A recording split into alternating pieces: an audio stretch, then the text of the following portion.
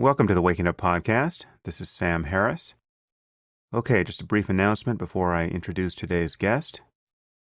As I said in my last episode, I think it was my last episode, many of you have suggested that I offer exclusive content for supporters of the podcast.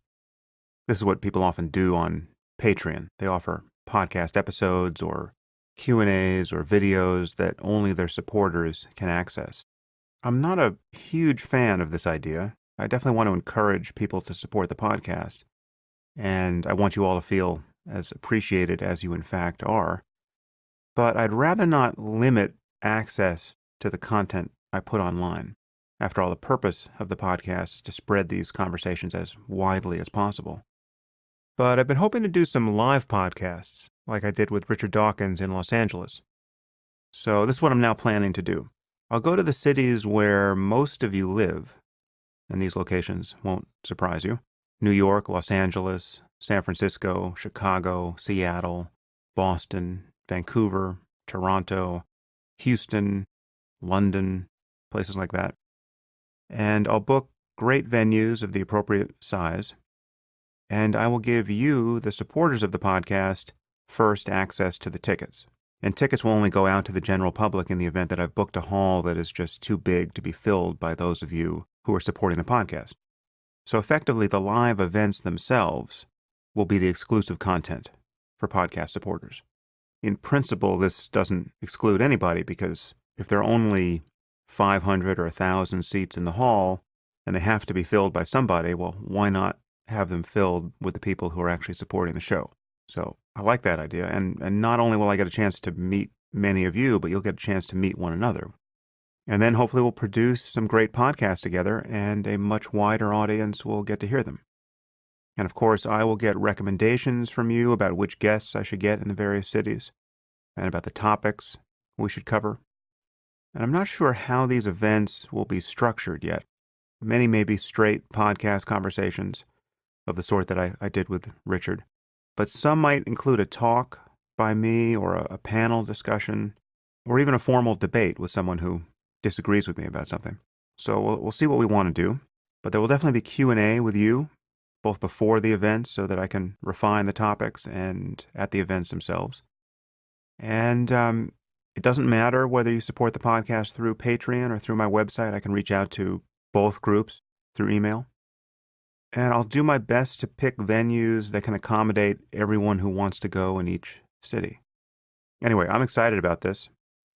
It seems like a great way to take what's happening on the internet back into the real world, and then create something of value that gets scaled back onto the internet. So, more on that later. I've got some interesting guests coming up on the podcast. I've got Michael Hayden, the only man to run both the NSA and the CIA. Lots to talk to him about. And after that, I have Charles Murray, of Bell Curve fame, the scholar who was recently attacked at Middlebury. And there's a lot to talk to him about. I've got Graham Wood, who has a book on ISIS. He wrote the Atlantic article, in fact, the most read article in the history of the Atlantic magazine, that I discussed in my blog with him a couple years back. And let's see, who else is coming here? Gary Taubes, The Case Against Sugar. Don't mean to give anything away here, but sugar is bad for you. Gary has a lot to say about the conduct of science in this area of nutrition. Hasn't always been good. Many of you asked that Sarah Hayter come on the podcast, and she is coming in May. But for today, I am speaking with Lawrence Krauss. Many of you know Lawrence's work. He is a well-known physicist and author. He regularly writes for The New Yorker, and he is also a famous atheist.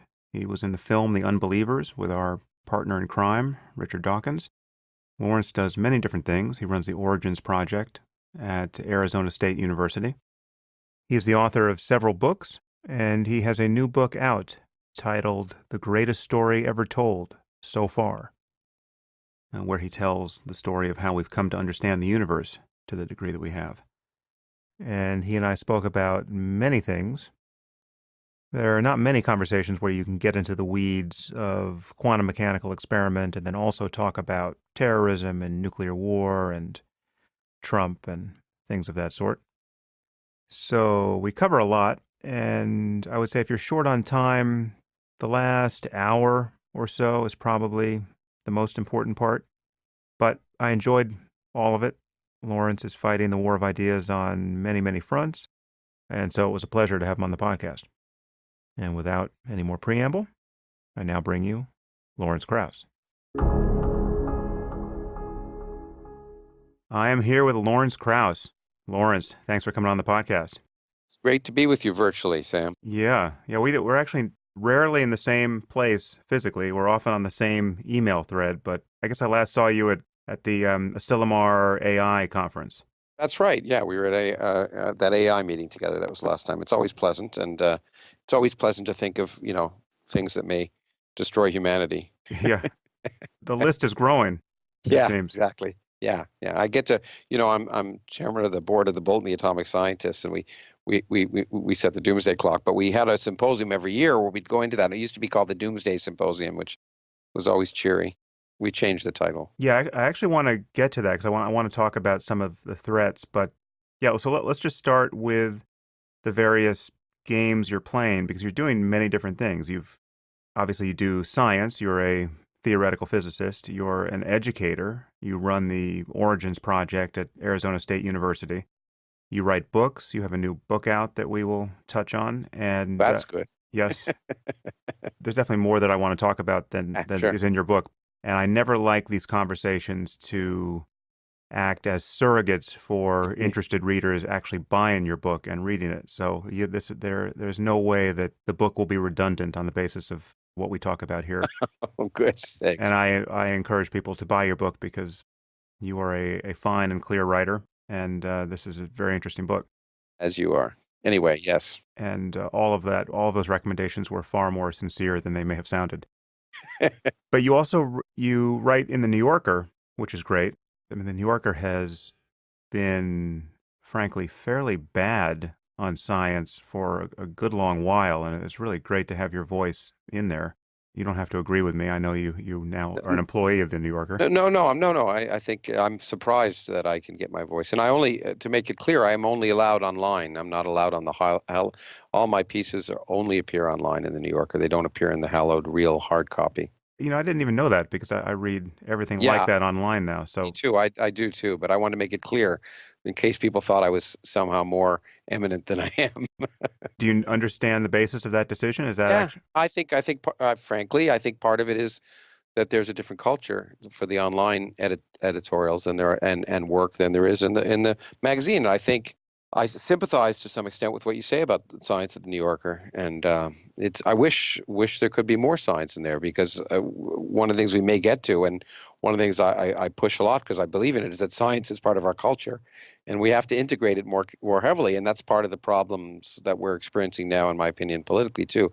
And so, if to the extent that New Yorker is kind of a magazine of culture, the fact that science, there are profiles of scientists periodically, but it's not, it's not treated as the same kind of, hey, interesting cultural aspect as movies or, literature or whatever. So I wish it was. Yeah, well, there's that problem. There's just the problem of there not being enough science or science not being viewed as sexy or as culturally relevant as the humanities. But there's also just the problem of scientific error and anti-science being propagated. Which is surprising. The errors are always surprising because one thing I found about the New Yorker, and I'm probably jumping in away from where you wanted to go, but I'm happy to. But one of the things I've found is that, I write for them. They edit more heavily and fact check more carefully than any place I've ever written for. And so it is surprising in some sense that scientific error. I mean, pseudoscience and anti-science is different. I mean, they can have a slant. Yeah. And and that slant occurs a lot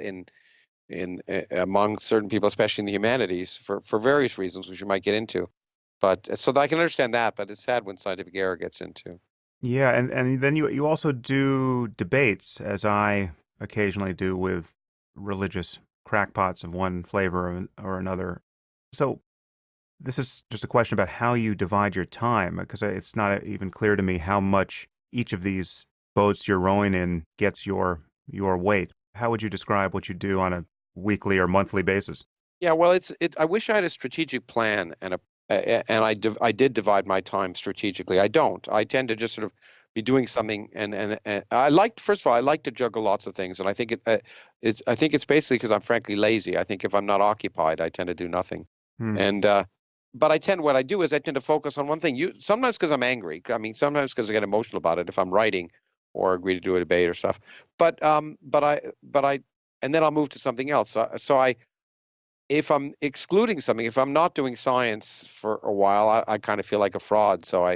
Uh, uh, I just try and balance it, but there's no real plan. I just do as many things as I can do because, frankly, because I enjoy doing all of them. Hmm. And I think, and that's really a point that I think is really important to stress, that I do science like many scientists, not because I'm trying to save the world, but because I enjoy it. And the same reason I write and do other things, but also because in my own personal perspective, I think something is worth doing. If it takes time for something else, if I think it has some background importance, I think it's worth, I do that. And to some extent, maybe it's a kind of guilt also, frankly, Sam, in the sense that the physics I do is very esoteric in general and quite abstract. And I think it's profoundly interesting because it addresses these fundamental questions about our existence. But from the perspective of touching daily the lives of people or in an immediate way improving their lives, it doesn't. And so I think part of the reason I get involved politically and and socially is to some extent to make up for that aspect of my life, if you understand. And so I think that's why I jump around. But yeah, I've a lot of hats and sometimes too many. There's no doubt about it, especially too much travel. But I think, but what I try and do is to go from one thing to another intensively. And I don't know if you've had this, but it's true. I did just finish a book, and I find after the book is done, as I'm talking about it, I have no memory of writing it for the most part, and I wonder how the hell I did it Yeah. Yeah. because I don't seem to have time for anything else, right? Anything right now. And so it's interesting. I think book writing is kind of like having a baby in a way. If you remember what labor was all about and the whole thing, you probably wouldn't have a second one. And I think it's probably beneficial to forget the whole experience. Yeah. My problem is that I do remember what labor was all about, and I keep pushing off my book deadline. Oh, yeah, I've always thought you're wise, so there you go. I'm more impetuous. But anyway, so I'm lucky. And I guess the point is I think probably because, again, to be quite honest and frank, I think a number of things came over a long time of doing things with no notice for what I was doing. And so therefore, it's hard to turn down things that I think are useful or important. Hmm. And I really working on that to try and turn down. So it's hard to say no. So I often say yes to too many things, and then I just end up having to do them. Right. Well, so what do you think about the utility of doing debates of the sort that we've Yeah. both done? I mean, I don't know how recently you've done one. Do you think they're worth doing? Do you regret doing any of them? I often regret them. I think, look, I think the debate format is a very poor format. It's a rhetorical format. It's not really meant for education or information. It's really based on it's sort of smoke and mirrors. And so that from that perspective, I'd much rather have a conversation or a dialogue than a debate. But I have found, as you probably found the same thing, it surprises me when after I've done a debate, like, why the heck did I do that? That people, I mean, you never do a debate to try and beat the person or to try and convince the person you're debating. Who you're talking to is, of course, the broad middle, Hmm. and particularly the people who it's nice to have the fans on either side, I suppose, but the real people you're talking to are the people who've never thought about the issue and who you think would be swayed potentially by a smooth talking huckster. And and so if you can reach those people who haven't really thought deeply about it and influence them to start thinking about it, then then I think it's worthwhile. And I've been surprised, even the debates that I've afterwards gone and say, "Ooh, I just had this sick feeling. I really awful. Why did I do that?" That people afterwards have said, I watched that and that impacted my thinking and so I guess it's useful. The big problem is that there are people who want to debate people with a relatively high profile, say, because of course when the minute they're on stage with you, they get a validation Mm. that they wouldn't have otherwise. And it's hard to know how to deal with that because you don't want to validate them. Often, and Richard Dawkins has done this often, he'll say, I refuse to even debate this person. And it's great then that a person goes on stage and has an empty chair and all that. But the way I sometimes try and get around it, and it's very difficult to be the bad guy on stage. But there were one or two times where I think these people, I don't mind debating people who I think are honestly in error, Mm. who believe what they say, and one can have a discussion with them about it. But the people that really upset me are the people are real hucksters who are just lying because they're trying they can, and they have a smooth shtick, and they want to sort of fool people. And those people, what I've done in a number of debates, and it's not easy, is attack them, is basically point out how they're lying, and it's difficult to do, and because people come to an event, they want to be people of goodwill, and they want it to be sort of collegial in that sense. But sometimes I think it's important to expose that too. I did 3 debates with this guy William Lane Craig in Australia that I didn't want to do, and it was sponsored by a large-scale Christian group, which is why I decided to do it, because I thought, here's a person who's not honest. I debated him as well. He really is just a professional Christian debater, and that's what he does. Maybe and he does other things, but this seems to be what he does a lot of. Exactly. And what he does is he tailors his notoriety to the people he debates. So he wants to be at people so he can say, look, I debated X, Y, and Z. And I actually originally agreed only if they wouldn't put it online, because I just assumed that they would use it for that purpose. And then then they said, could we film it for our own archival purposes? And they were very nice people. It was a really nice religious group, I should say this. They were really earnest, and I said, you've chosen the wrong person. I told them, I think you could choose more honest people, and we could have an interesting discussion about science and religion. But they did. And by the way, afterwards, I will tell you that they said to me they agreed they'd made a mistake. But what happened was his people found out about the fact that things were videotaped, and then said I was censoring it. I didn't want the public to know about it, so we put it all. It was just a typical kind of thing. But so I think those kind of things can be useful if you can expose certain people and not take them seriously. And the other thing, I guess, one of the very first big debates I did was back, and what got me into that sort of area maybe was in the early days when they were trying to introduce intelligent design in the classroom, and the Discovery Institute was just beginning its efforts to try and do that in 2000 or shortly after. And so the Ohio State School Board basically asked for a debate between these 2 guys from the Discovery Institute and me and Ken Miller, who you may know is a Catholic, a religious Catholic evolutionary biologist whose texts are used in high schools. And it was like 2,000 people attended it, as well as the school board. And it was really a very emotional event. But what I tried to say at that point was, this is inappropriate, because the problem with debates is it always makes it look like he said, she said. It makes it look like there are 2 people with equally valid views who are discussing this, and it raises the profile of people sometimes whose views are nonsense. So I just pointed out that if it was an appropriate panel, there'd be 100,000 scientists on one side of the table and two people from a marginal religious lobbying group on the other. I think because the journalists do this too. They always try and make it seem as if there's 2 sides to every story. And to some extent, a debate validates that, because it makes it appear as if both sides are valid. So I won't, for example, do debates that say, science versus creationism, or or evolution versus creationism, because the very premise of the title suggests they're at equal footing. What I would, in the old days when I did more of those kind of debates, I would debate the question: should creationism be taught in science classrooms? And that's a question that I would have debate, but not, which is right, evolution or creationism, because there's no question of it. And I remember once I was doing debate in I think St. Louis with at the time the head of the Intelligent Design Network, who, by the way, was one of those guys who earnestly believed what he was talking about. He was deluded, but he was earnest. Yeah. And but the day before, they changed the title to evolution versus, creationism, which is right, or something. And I said I would back out of it, and the St. Louis paper had a big story about it. They changed the title back again. But I think it's really important, if we're going to debate, that we try very carefully to make it clear what questions are worth discussing and which questions are not even worth raising. Right. Right. Yeah, I think there are a variety of problems here because I mean, you've delineated it pretty clearly, but there are insincere performers where it's really, you can't even believe that they believe what they say they believe, but they are pushing a certain view for whatever reason. So that's the ultimate case where the person you're talking to is really unreachable, and you just have to decide whether it's worth trying to embarrass this person publicly Yeah. for some greater effect.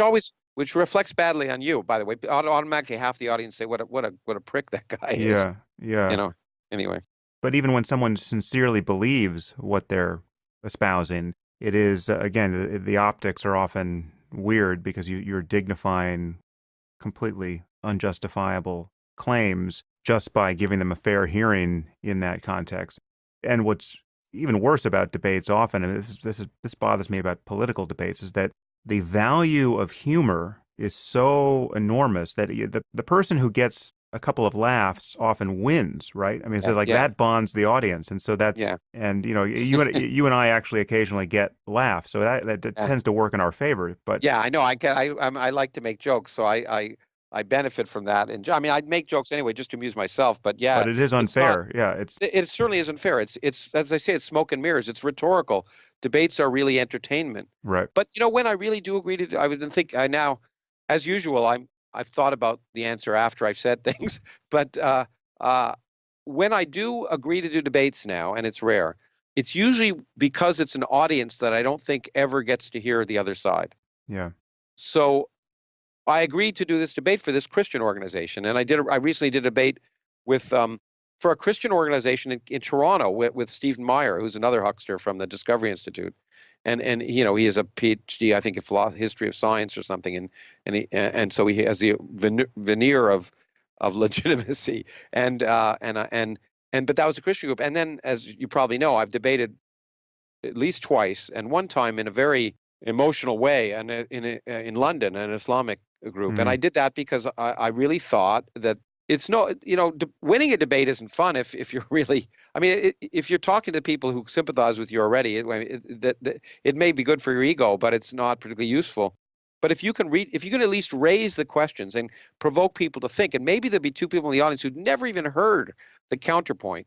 If I recall, the best thing about that debate was your refusal to go on stage unless they integrated the audience, because they had segregated women from men in a university audience. Isn't that correct? Yeah, I didn't. It made a lot of. It got a lot of attention, and I didn't attend it to. But I went. I did this, and the group seemed earnest. People told me in advance that they're going to segregate, so I wrote to them and I said, I'm not going to appear if it is. They said, don't worry, they won't. And then I arrived in the auditorium, and of course, it was segregated. And then I went down to the hosts, and I said, you told me it wouldn't be, and they said, oh, it's not. This is just suggestions. Right. So I went to the microphone and I said, it's just suggestions. You can sit wherever you want. And then two young men went to move into the section that was listed for women, and were about to be thrown out because of it. And then they called for me to sort of help them, because the guys who were going to throw them out were pretty scary looking. And that was sort of the straw that broke the camel's back. And that's when I backed down and said, I'm not doing that. I can't. And then what happened, of course, is nowadays you can't do anything without someone filming it. And someone in the audience had a camera, and it really, as my friend Steve Weinberg, who's an atheist, would say, I was doing God's work, because it turned out to have a really good purpose in the end. So this person filmed it, and of course I knew, while I was half hoping the debate wouldn't happen, I knew they'd put too much emphasis and publicity in it not to have it. So they desegregated the group. And by the way, the people who were the most angry, and we can get to this, the people who were really upset were all the women in their bags, and there was hate, and one of them spoke up afterwards. But what the good thing that happened from it in the end, I was sort of surprised it got all this attention in all these British newspapers, is that the university, it shouldn't. I mean, it's a university that should not be allowed, and the universities learned about this and basically said that banned that group from having events at a university. And when one of the women came up at the end, there was a question and answer period, and chastised me for forcing her to sit near men. I said, you shouldn't have come. I said, this is a secular environment. You could see it online. I understand if you're uncomfortable around men. That's your business, and I sympathize with it. But you have to realize that you're living in a society that's a secular society, and therefore, if you choose to come to an event like this, you have to, or go to a baseball game, you might be subject to sit next to men, and moreover, if you didn't like it, you could have moved. All the women in their bags. Let's hear about that on Twitter. Yeah, yeah, no, yeah. I'm making friends left, right, and center as we proceed. Anyway.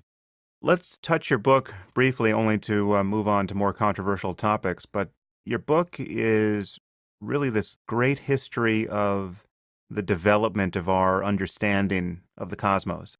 At one point, you debunk the great man portrayal of science, this idea that, one lone genius goes into his room and comes out with a change in our scientific worldview. But you can't help but tell the story in terms of the contributions of the most famous scientists and how they have changed our worldview really in these punctate ways. There are some cases where the caricature is true. I mean, Newton is pretty close to that, where he went into his room to avoid the plague for about 18 months and came out with calculus and the laws of motion and universal gravitation and the field of optics. And well, yeah, well, Newton is an anomaly in human history. I mean, he would not have survived today. I mean, he was a crazy man. Say more about that. He would have been hospitalized. He spent very little time on physics. Most of the time, he was decoding secret messages from the Bible, which he felt were given only to him, and the rest of his time doing alchemy. He was far more interested in those subjects. And I think I said the other day that, if only he'd spent more time in physics, he could have been famous. But he was obsessively solitary in many ways. He never, to the extent we know, he never was with a woman in his life, or a man, as far as I know. And he was a very remarkably interesting character. And one of those people, some of my friends who are distinguished physicists, we point out that when you read certain people's work, like, for example, Einstein, who's obviously a great physicist, you can say to yourself, I see how if I was thinking along those lines, I could have gotten to where he got. But there's some people like Newton that it's just a mystery. I mean, it's just like, where did this come from? And he really was an anomaly. And again, one of the things I try and point out there to get back to the religious thing a little bit is that people often point out to me, they say, well, Newton was religious, and Darwin actually was religious, and my point in counterpoint to that is that of course they were, because that's the only game in town at that time. The church was the national science foundation of the 15th, 16th, 17th centuries, and you couldn't go to university. All universities were religious. So the fact that scientists were religious was not surprising as a product of their time. But he was much more obsessed with the secret messages of the Bible, which and maybe Leonardo too was. But anyway, he was a wild and crazy man. Also not a very nice man. I mean, he was an incredibly vindictive character. Yeah, his statement about I've only gotten where I have by standing on the shoulders of giants was a vindictive statement, because one of his great competitors was a dwarf. Yeah, Hook. And of course, as you know, when later on when he became I don't know if it was Chancellor of the Exchequer, but he was head of the Treasury. He loved hanging. One of his greatest joys was hanging counterfeiters. Right. He went to every one, and he just enjoyed it. But so he was really a weird character. But not all. But that's unfortunately a stereotype that some people have, that you have to be a solitary genius, and it's certainly not that way. And I do try in the book to show that things are baby steps. And while I reflected in terms of the people who've had perhaps in one way or another the biggest impact, some of it is due to the fact that these people got it wrong. They actually had a huge impact on science by affecting the field and moving it in what ultimately turned out to be the wrong direction. And one of the reasons I call it the greatest story ever told, because it is a human story. It's a story full of twists and turns and crises, and the great thing about science is, well, first, that scientists are human, which is a little known fact, but that means that individual scientists are biased, they're prejudiced, they're pig-headed, they're whatever, they're sexist, or not, some of them may even be Republicans, but the science manages to drag scientists along. The science, the process of skeptical inquiry, basing your results on empirical evidence, testing, looking at many sources, that manages to take people, even when they're deluded, eventually in the right direction. And there's lots of times in the story where I hope the reader, because I certainly felt like shaking these people and saying, "You've got the right answer. It's right here. If you weren't so pigheaded and willing to just focus on this fad at the time, or something that interests you, it doesn't one or the other, then the progress could have been made much more quickly." It is a human story, and it's the greatest story because it isn't driven by just human imagination. It's driven by nature, and nature keeps surprising us and taking us to places we literally would never have gone. And it is this community process where, sure, people drive it, but the whole community is affecting things, and sometimes the ideas come out of left field, and it's that story that I find so wonderful. And of course, the most important part of the title for me is the "so far" part, because unlike that other supposedly greatest story ever told, which was written down by Iron Age peasants who didn't know the Earth orbited the sun, this story changes and it gets better, and tomorrow it'll be better than it is today. And it changes because we learn, and that's what's and it's surprising.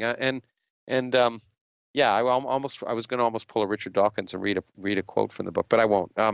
It's just it seems to me you have a choice when looking at this human story in the universe. You either put us in the center because it makes you feel better, or you're willing to say the universe evolves it sort of independently of us.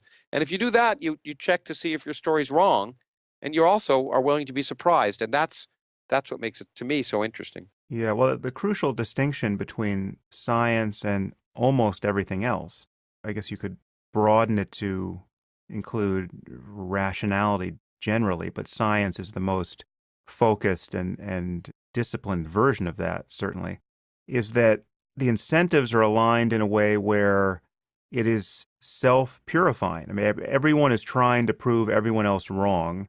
Yeah. You're constrained by the way the world is, however it is, and your professional reputations even improve if you prove yourself wrong.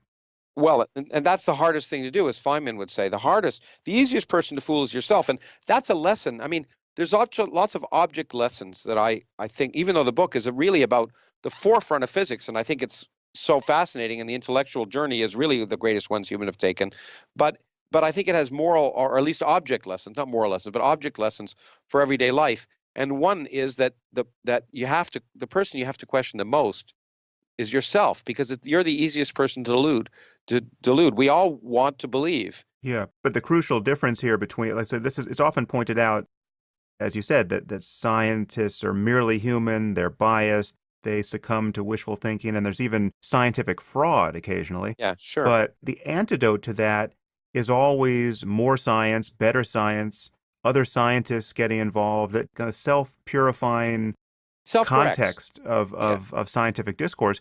And you cannot say that about religion. You cannot say that about any backwater in the humanities where dogmatism is moving completely unconstrained by any truth testing. It's just that, the kind of a faddish set of ideas that get foisted on a generation and stay there. And there's no feedback mechanism. There's no testability of anything. It's the feedback that's important, because I don't want to give the illusion, and I don't think you have, but some of the listeners may get it, that somehow scientists are better.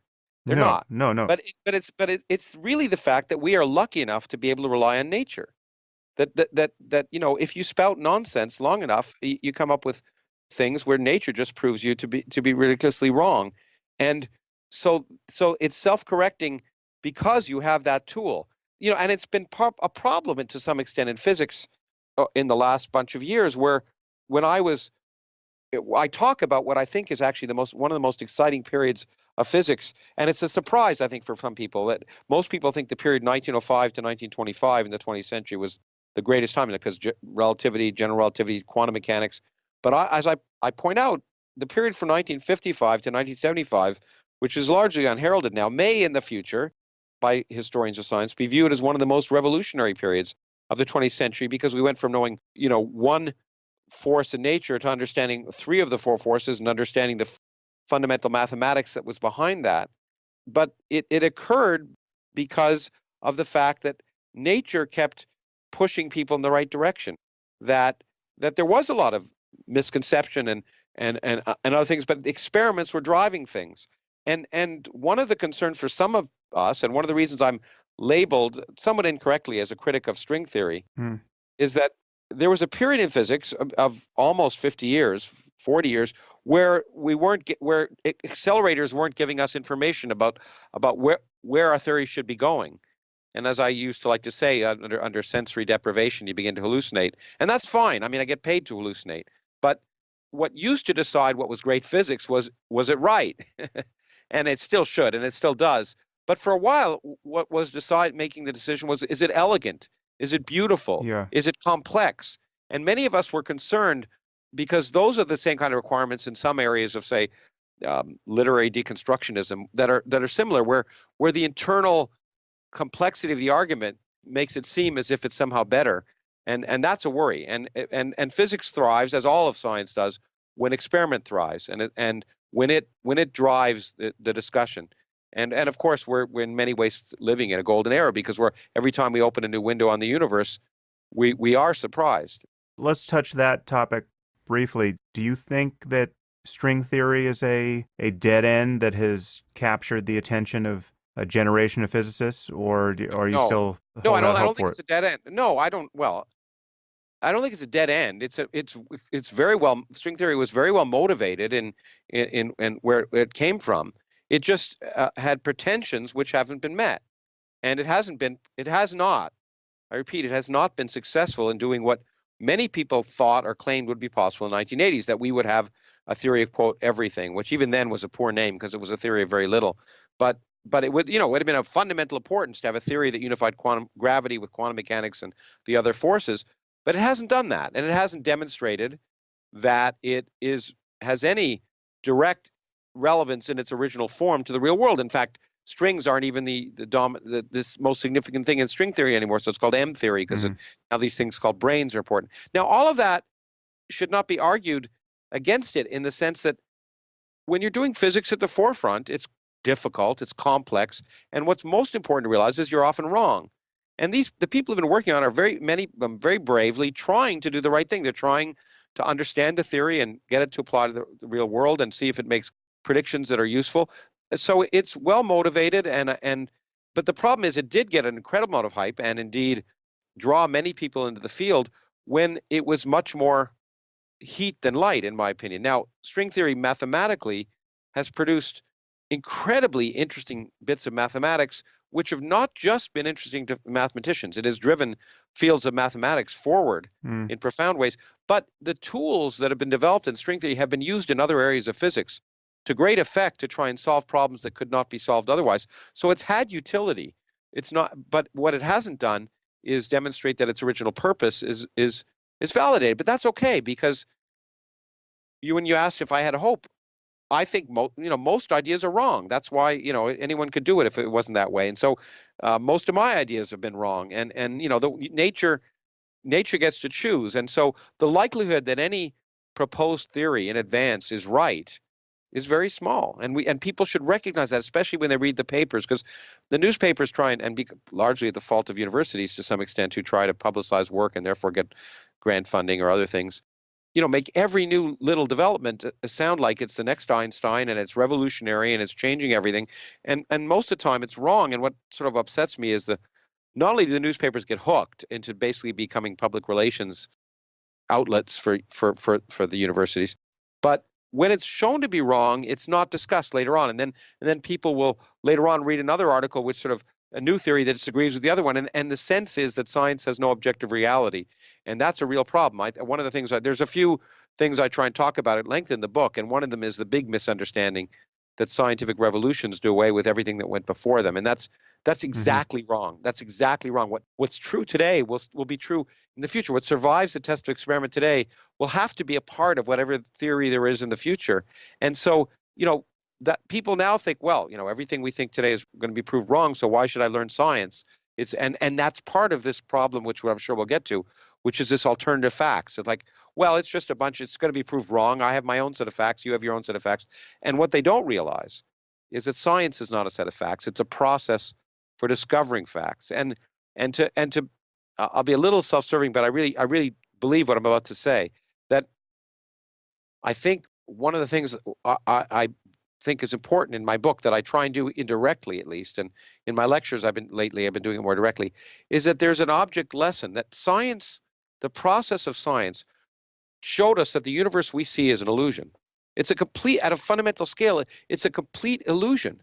And it cut through the layers of illusion by using this scientific method. Mm. And I think that is an essential tool that we need in our society today to cut through the illusion that we're seeing in the political world, to cut through the nonsense and garbage. Part of the problem is we teach things like science in schools as if they're a bunch of facts or a bunch of things you have to memorize, instead of teaching science as a process and driving students' inquiry with questions rather than answers. So I think there's a real, if people ask me, how can we overcome the alternative propaganda we're seeing in Washington? Part of it, I think, has a very deep root in our educational system. And I think while of course we need to resist and combat in a very real way and speak out and write and etc., I think we have to look at the educational system and hope that we can train children differently. Because when I was growing up, schools were repositories of information. But right now on my iPhone, I have more information than I could get in any school, but I also have more misinformation. Mm-hmm. And what we have to train students to do is to develop a filter. And for me, the scientific method is a wonderful filter. And that's the kind of thing we should be teaching them in school, so that when they become adults, they're able to deal with a world in which they're going to be barraged by much nonsense, or maybe more nonsense than sense, and they have to be able to make sense of that. You just covered a lot there, which is really important. So I want to pick up on a few things you said. One problem is that some of the most memorable things to come out of the philosophy of science are misleading at best. And so people think, for instance, that, as you said, in each generation, our scientific worldview is completely overturned without remainder, and nothing thought by your father or grandfather is any longer valid. So people have this picture of just wholesale changes in our understanding, and it's easy to see how they have that. I mean, you have people like Thomas Kuhn who've more or less said that that's how science proceeds, but you just have the very different picture when you move from Newtonian physics to relativity, say, and then in quantum mechanics, and the fact that those theories are as yet imperfectly reconciled, and the thing that would reconcile them may look completely different as a structure. And so that it gives a picture of just radical change. And yet, as you said, the data that Newtonian mechanics were conserving have to be conserved by the new theory. And I mean, so just to take one, this is an example I often go to because it's very easy for people to get.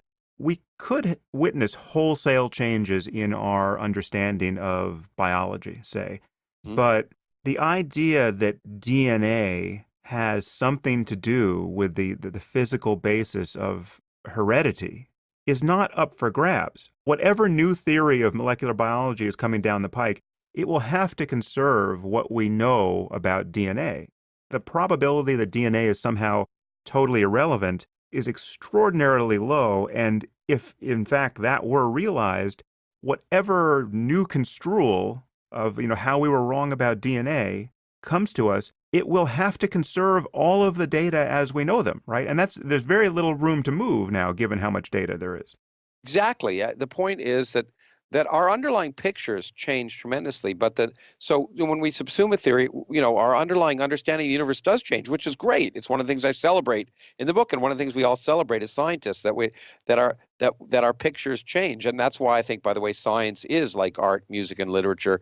The greatest benefit of science is to force us to reflect upon and potentially change our view of our place in the cosmos. But as you say, DNA, what survived the test of experiment, it works. You can do experiments and you can show that it is responsible for the transmission of information. And Newton's laws, a million years from now, when I have a theory, if there's a theory of quantum gravity, if I let go of a baseball, it's going to fall. It's going to be described by Newton's laws. Whatever we learn at the edges of science, which may at a fundamental level change how we think about the universe, nevertheless doesn't make Newton not true. Newton will be true in now and a million years from now. And one of the great, what I spent a lot of time in the book showing is, because I get a lot of email from people, and most of it always begins this way: everything you think you know is wrong. Now, half of that refers to my politics, the other half to my science, and then they say, everyone thinks I'm crazy, but everyone thought Einstein was crazy, therefore, and they try and make that connection because they think Einstein did that. And one of the things I work really hard to do in the book is to show that Einstein did exactly the opposite. yes, he revolutionized our understanding ultimately of space and time, although the really key revolution didn't really come from him. It later on came from his math teacher, Hermann Minkowski. But what he did do was show the two pillars of physics, both of which had survived the test of experiment, and therefore both had to be true. You couldn't have a theory that violated. One came from Galileo and one came from Maxwell. They were the pillars of our modern theory of the physical universe, but they were inconsistent with each other. And what did he Hmm. do? He didn't throw one or the other out. He managed to make them consistent because he realized they were both true. So whatever theory of nature you developed had to agree with both of them. And that was the brilliance of Einstein, was not to throw things out, but to rather recognize the beauty of what worked and keep that and force his beliefs to conform to the evidence of reality. There's another point of confusion that often surrounds Einstein's work, which is this phrase, everything is relative, Yeah. right? Which derives from the word relativity. Well, it should be called the theory of absolutes in the end. And it was really, as I say, it was his math teacher, Hermann Minkowski, that showed that. It is true that Einstein reconciled these two things by saying that, in fact, observers measure different things. And they measure different time differently and length differently, depending upon the relative state of motion. And that's remarkable and true. And that's where the word, relativity comes from, the fact that your measurements of time and space are relative to your circumstances. But the beauty of the theory is an underlying theory showing that we live in a four-dimensional universe in which space and time are connected. And in the underlying theory, there are things that are absolutely conserved. In fact, there's something called a four-dimensional space-time length, which is invariant for all observers. That's the beautiful aspect of nature. We now understand that we live in a four-dimensional universe, but we don't see it. We see three-dimensional slices. It's part of the story of learning that the universe at its fundamental scale does not resemble what we see. What we see is a myopic slice of that. So in some Hmm. sense, the relativity is related to our myopia. Now, it's a real fact that we have a myopic, it's a real fact that every measurement we make about the universe depends upon our circumstances. And Einstein was brilliant enough to realize that measurement is what determines reality for people. It's not what they think, but what they measure. And therefore, if two people measure different things, they're just as real, for even if those two things are different. But the underlying reality shows that those two very different things are different sides of the same coin. And that's the other, in my mind, a much greater hallmark of progress in science than what Kuhn might have talked about.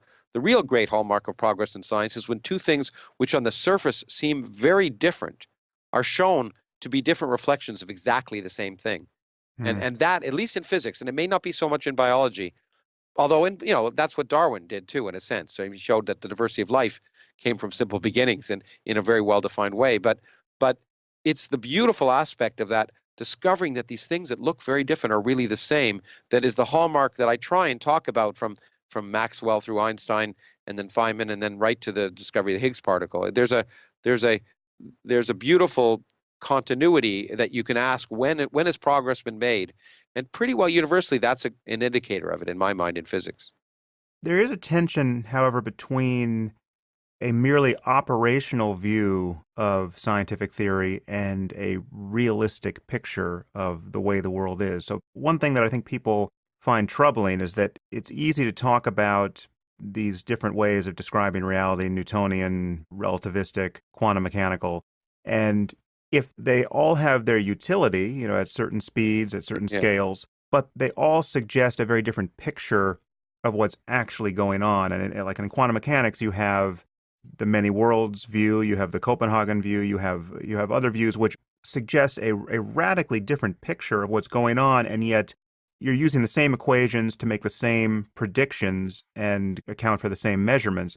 I mean, there's a yearning, and I think this yearning must be shared by most physicists, to get past the merely useful, merely instrumental, merely, yes, we have made a measurement, to what does reality actually look like? Doesn't it matter to you whether the truth is that there are a functionally infinite number of copies of ourselves having more or less identical conversations in parallel universes, or something that doesn't entail that at all, which conserves the data in the same way? Well, that's a really good question. I think a lot of it comes from in my opinion, a misunderstanding of scientific truth. There is no science doesn't science proves absolutely what's false. it doesn't prove absolutely what's true. Science presents models of reality, and those models get better. While we tend to often equate the model with reality, it's dangerous to do that because there's no scientific theory, and one thing string theory wanted to do was be different in this sense, but it's really important to point this out. There is no scientific theory that's absolutely true. Our best theory of nature right now is something called quantum electrodynamics. It allows you to compare predictions to observations to 14 decimal places. There's nowhere else in all of science you can do that. But that theory only applies over some small scale, not that small, but some limited scale of length and time in nature, and it breaks down and it has to be replaced by another theory, the electroweak theory, which is it unifies electromagnetism with this weak interaction. And so we have to realize that mathematics may be the language of nature, but it's a great way to model nature, and it works. That's why we use it. I mean, that's ultimately the result. Is the reason we use mathematics is not that we necessarily have we like it more than English, but it works and English doesn't. But there are certain areas where we have to recognize that model takes us well beyond the things we can intuitively understand. And in those cases, we all create pictures for ourselves because we use them to guide us. And sometimes our intuition's better than others, and that's happened with scientists too. But things like quantum mechanics, for example, all of these different quote-unquote interpretations, in my mind, suffer from the fact that what they're trying to do is explain a universe that at its fundamental scale is quantum mechanical in terms of a universe that we experience, which is classical. And any classical interpretation of quantum mechanics is going to be incorrect at some level. It's going to, as my late friend Sidney Coleman, who was a brilliant physicist at Harvard, used to say, we shouldn't be talking about the interpretation of quantum mechanics. We should talk about the interpretation of classical mechanics. Because the quantum mechanics is the way the world works as far as we can tell. Now, we may be wrong at some scale. Maybe quantum mechanics may break down, but no one's seen any place that happens. And so the world really is quantum mechanical, and classical mechanics arises in some sense as this illusion, once again. And to try and impose this illusion on the fundamental world the way it may work is to always produce descriptions that seem crazy at some sense and are limited at some sense. And that's true not just for quantum mechanics, but that's, as I say, that's the reason we always have these myopic views. So I'm worried, of course, what I want to do is get a better picture of how nature works. But do I ever have the expectation that I'll have a complete understanding of how nature works? Not at this point, nor do I need it. It's not so much the dissatisfaction that comes with incompleteness. I guess it's the dissatisfaction that comes with two equally valid, in the sense that they conserve the data, pictures that are totally irreconcilable. They're not irreconcilable in terms of measurements because the measurements are the same, and they're not irreconcilable in terms of the math because the math is the same. But the picture you can get from, so to take one example that you actually do at least act like you have a dog in this particular fight, the measurement problem, right? So people have traditionally made much of the fact in quantum mechanics that a measurement is what collapses the wave function and constrains reality, and a measurement is poorly defined in science, and a measurement has traditionally been taken to entail the conscious attention of a sentient being like a physicist.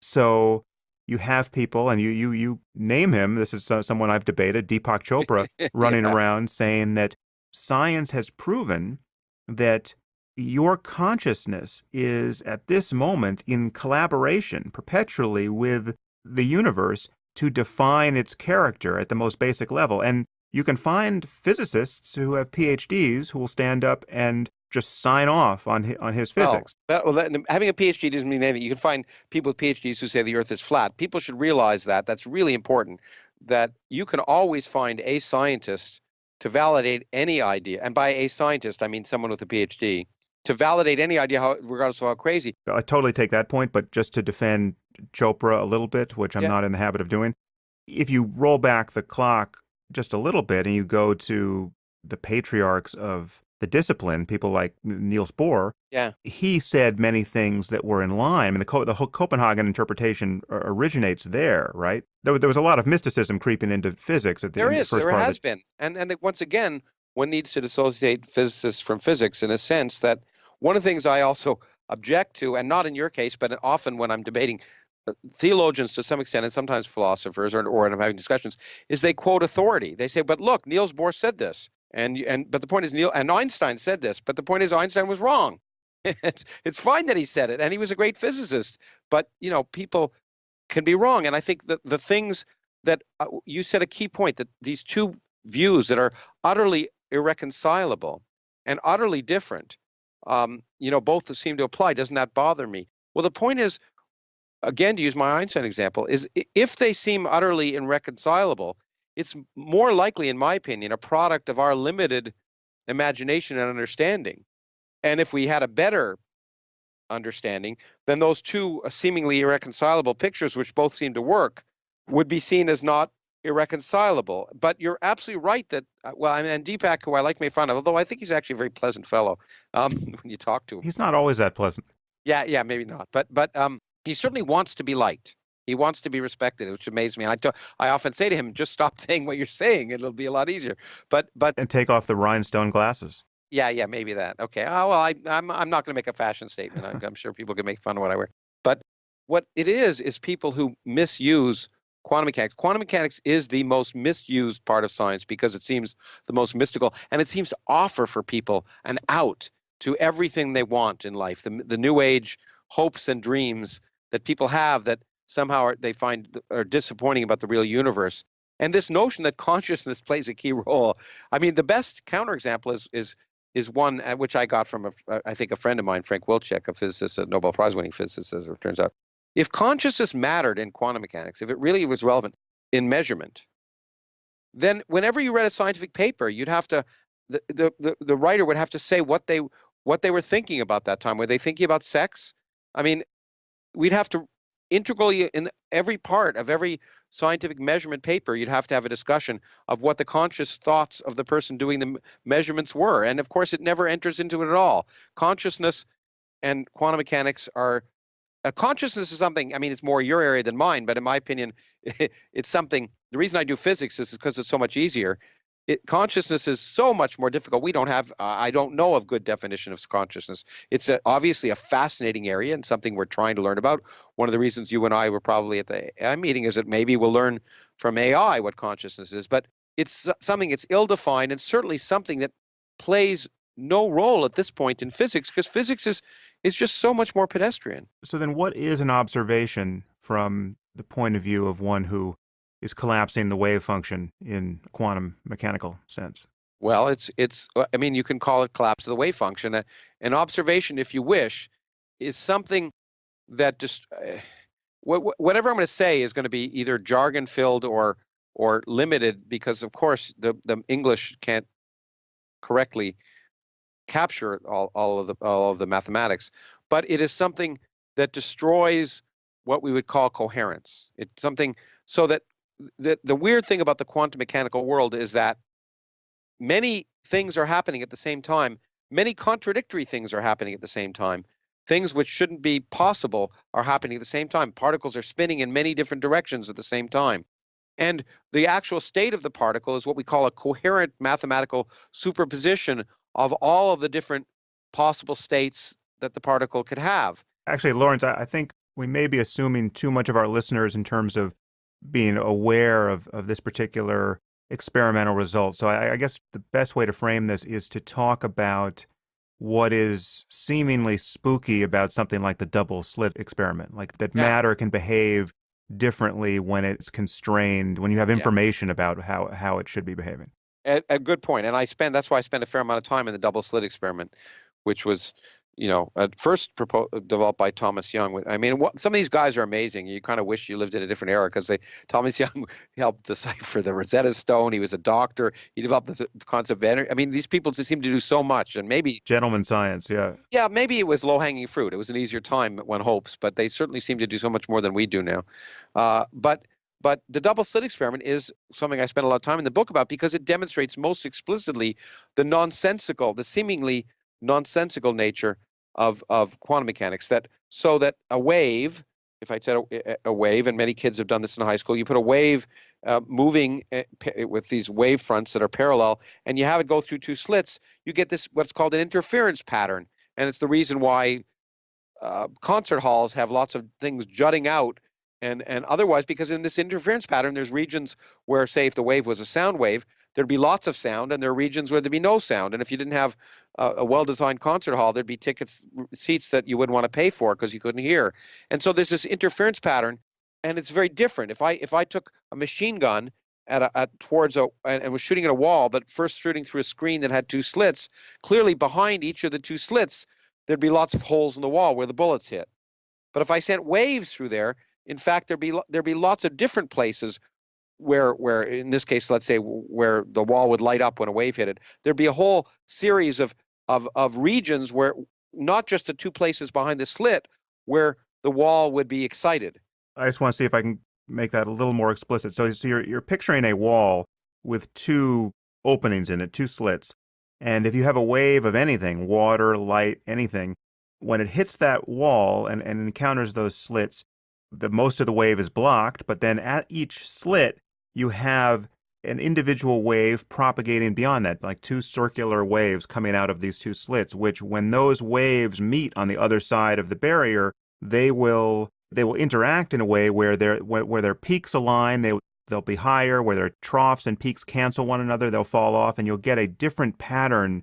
It's a beautiful pattern to see. And if you've ever been at a seashore near, near boats, where you can see that. You can see the beautiful wave-like patterns where there's regular patterns of ridges of regions where the waves are high and where the water is calm. And it's really a very pretty pattern. And it's called an interference pattern. And okay, so that's big deal. Fine. But that's true of light, or let's stick to light because the light equalizes both sides of this experiment. Yeah. Okay, because light we know is a wave. So light behaves that way, and it's one of the what was one of the experiments that Thomas Young did to argue that light was a wave. In fact, there were other experiments too, because when you put light through the slits have a very small, because the wavelength of visible light is very small, and in order for this phenomenon to be observed, the slits have to be sort of comparable in size to the wavelength of light. But then you see these wonderful, interference patterns. But the problem is light is made of particles, also in quantum mechanics, and we can make a source so weak that when it emits light, it actually emits a single particle, what we call a photon. Okay? And we can do that now. And so now the question is, okay, but if photon is like a particle, then when I shoot it towards those two slits, then the pattern that appears should be like shooting bullets, right? Because the photon will go through one slit or the other. If it goes through one slit, behind that slit, you'll see a light stripe, or goes through the other slit behind it, you'll see a light stripe. But that's not the pattern you see. You see an interference pattern.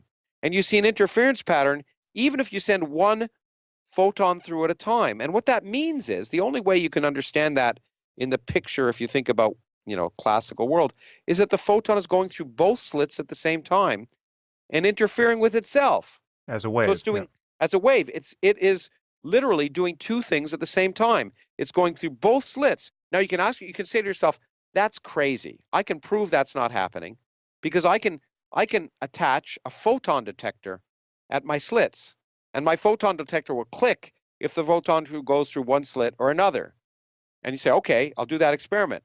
And then you'll see that indeed only one detector will click at each time. The photon will go through one slit or the other, and you'll say, aha, see? But then you'll look back and you'll see the pattern is different than it was before. It's now a pattern like bullets. So by the very act of measuring and fixing which slit the photon goes through in a measurement way, you change the pattern. You're changing the physical behavior of light by simply seeking certain information about the path the photon took through the apparatus. And that seeking that information is what you might call a measurement. Yeah. But in particular, and that's why we use the word decoherence. It's a bit of jargon.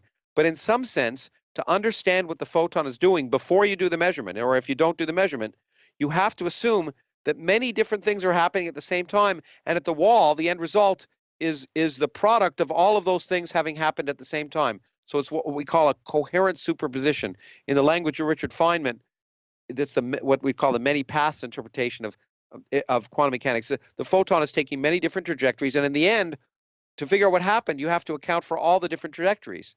But if you end that coherence, namely by making some measurement that definitely tells you the photon was here between A and B, obviously all those other trajectories are now ruled out, and the end product of what you see is different. So a measurement effectively involves what we call decoherence. It involves forcing the system to not be a coherent superposition of many different possibilities, but really being in only one of those possibilities. That's why the classical world makes sense, because when we look at a ball or a clock or anything, it's always in a specific configuration. So it seems so crazy for us to think that at a fundamental level, things are doing many different things at the same time. It seems absolutely insane. And it is, because as Richard Dawkins would emphasize, what makes sense to us is what, was useful to us in the savannah to escape lions, and it wasn't to learn how to do quantum mechanics. And so it's not surprising. In some sense, it's surprising that as much of the world is comprehensible as it is. It's not surprising that at a fundamental level, the world is strange and seemingly mysterious and defies common sense, because why should it validate our common sense when we're human beings who live at a certain scale and the universe is so much richer? And it's, again, I repeat, I think this is a characteristic of science that it shares with, in some sense, the best social science, but also with the humanities. When you have a myopic view of how you think people should behave, and then you go see a play and it get illuminated, homosexuality, say, illuminated in a new way, it opens your horizon. You realize that what you thought was normal and natural is maybe not normal and natural. Similarly, when anthropologists have gone into different societies and they say, what we think is absolutely normal about what's proper and appropriate and polite in that other society is viewed to be the exact opposite. It opens our mind to realize that our myopic conditions are just that. And the beauty of science is to get us beyond our myopia. I think I said in the book, and I do believe, and I once regretted saying it, that the purpose of science, one of the purposes of science, is to make us uncomfortable. Because if we're always comfortable, then we're never outside our comfort zone. We're never learning anything. But I do think that, again, is one of the purposes of great art, music, literature, and all of human intellectual inquiry at its best, which is all, in my mind, part of the greatest story. I share those intuitions about the limits of our intuition and the fact that we shouldn't be surprised when our intuitions are violated when we explore any of these regions that are in principle beyond the space where our intuitions were tuned up by evolution. Back to Dawkins's point, we have not been constrained by reality in terms of our successful breeding and propagating ourselves over the generations by our ability to understand what's happening in the center of atoms or at the back of stars or anywhere else where physics attempts to take us. But the double slit experiment is squirrelier than that. Okay, tell me how. It's not just that the knowledge we're getting is counterintuitive. It's the fact that you're getting knowledge changes what the physical world is doing. Well, it's not getting knowledge. In this case, measurement. Well, yeah, but we're getting the measurement effect. The person doesn't have to be there. You can have the double slit experiment working with a Geiger counter or whatever you want and come back after the fact and look at the data. The actual apparatus isn't getting the knowledge. What the apparatus is doing is interacting with the light. And that's the key point. It's not just some abstract way of thinking about it or imagining it somehow changes it. You actually have to interact with it. That's why these people like Deepak and other people who somehow say quantum mechanics tells us that thinking about the world changes it. It doesn't. You have to interact with the world to change it. And this measurement apparatus interacts with the light. It's not just there are really fancy ways in quantum mechanics of actually manipulating light without interacting with it. And that's what sort of quantum computers are kind of based on. But if you want to get what you say is knowledge, it means you have to have an interaction. You have to do something rather drastic and rather violent. But you're not interacting with it in such a way that your interaction is what seems to explain the change in its behavior. Well, no, I don't. Maybe, I mean, you'll probably get letters from some philosophers of quantum mechanics who might disagree. But no, I think it's a central part. That interaction is a central part. It's what defines what a measurement is, and that's why the measurement concept is, in some sense, difficult to quantify, because there's certain gentle ways of interacting, and they don't measure, and so it really is the process of interacting, of physically changing it, that produces a change. It's not something subtle. That's very important. To flip this around, that's not the case with something like the uncertainty principle, right? Because the uncertainty principle is sometimes described as, this is Heisenberg's uncertainty principle. You can't know the position and momentum of a particle at the same time, or perfectly at the same time. The more you know about position, the less you know about momentum. Yeah. This is often described as a consequence of the fact that you have to interfere with the particle in order to know any of those things. Yeah, well, now that's a good point. And that's not the case. It's not the case. And I don't know if Heisenberg was the first person to use that example, that indeed you can give pictorial examples to try and understand the Heisenberg uncertainty principle by saying that, if you want to measure something carefully, you have to use light of a very small wavelength. But light of a very small wavelength has a very high energy, so when it interacts, it'll change the energy or momentum of the system. And so it's kind of a nice heuristic argument, but you're right, it doesn't completely characterize it. It doesn't involve measurement. It's an inherent property of the system that there are certain quantities that do not take precise values at the same time. And that's, I tried to get out of the word measurement. Right. That do not occupy, even in the quantum mechanical world, precise values at the same time. So just to be clear about why I even brought that up, I know you're clear about it, but again, these are highfalutin issues, and we are audio only, so we have to keep our listeners along with us. Your listeners should know I'm waving my hands at every instant. Yes. So with the uncertainty principle, it's not a matter that your looking requires that you meddle in such a way that you physically contaminate the system. It is a fundamental intrinsic property of the physical systems that... It is an essential property, and I use it. There's uncertainty about, the more you know about momentum, the less you know about position. Well, it's not, again, I don't like using the word know. It's a property that a system can be prepared in a state of specific momentum. But if it is, then that quantum mechanically, but if it is, then its position will be spread out.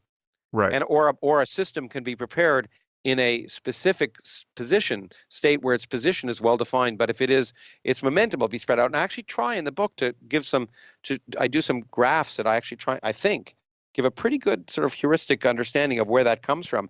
But it's an essential part of actually one of the neatest parts of the modern world of physics.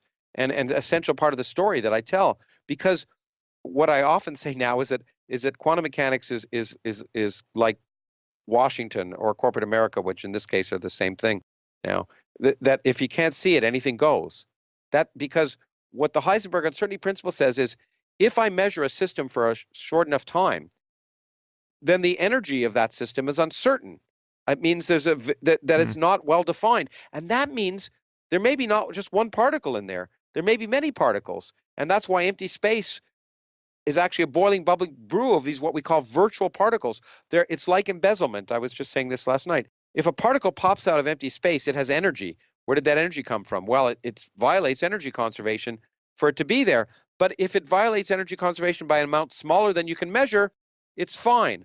So it's like embezzlement. It's like taking money out. As long as you get rid of it before anyone notices you've taken it out, it's fine. And that's the way nature is at the smallest scales. Particles are popping in and out of existence, violating what you might think is energy conservation, but because they exist for such a short time, there's no physical way that they can violate energy conservation. And that, by the way, and we probably won't get to it in this podcast, is why it turns out electromagnetism works across the universe and the weak force doesn't, because the photon is massless and it can carry an arbitrarily small amount of energy, so it can go from here to Alpha Centauri without being measurably violating energy conservation. And that's why these quote-unquote virtual particles, which is the way we think of electromagnetism now, by the exchange of these quote-unquote virtual particles that would otherwise violate energy conservation, they can go right across the universe because they carry so little energy. It's an essential part of the way we understand nature and the fundamental forces. But my question is, why not, in the case of the double slit experiment,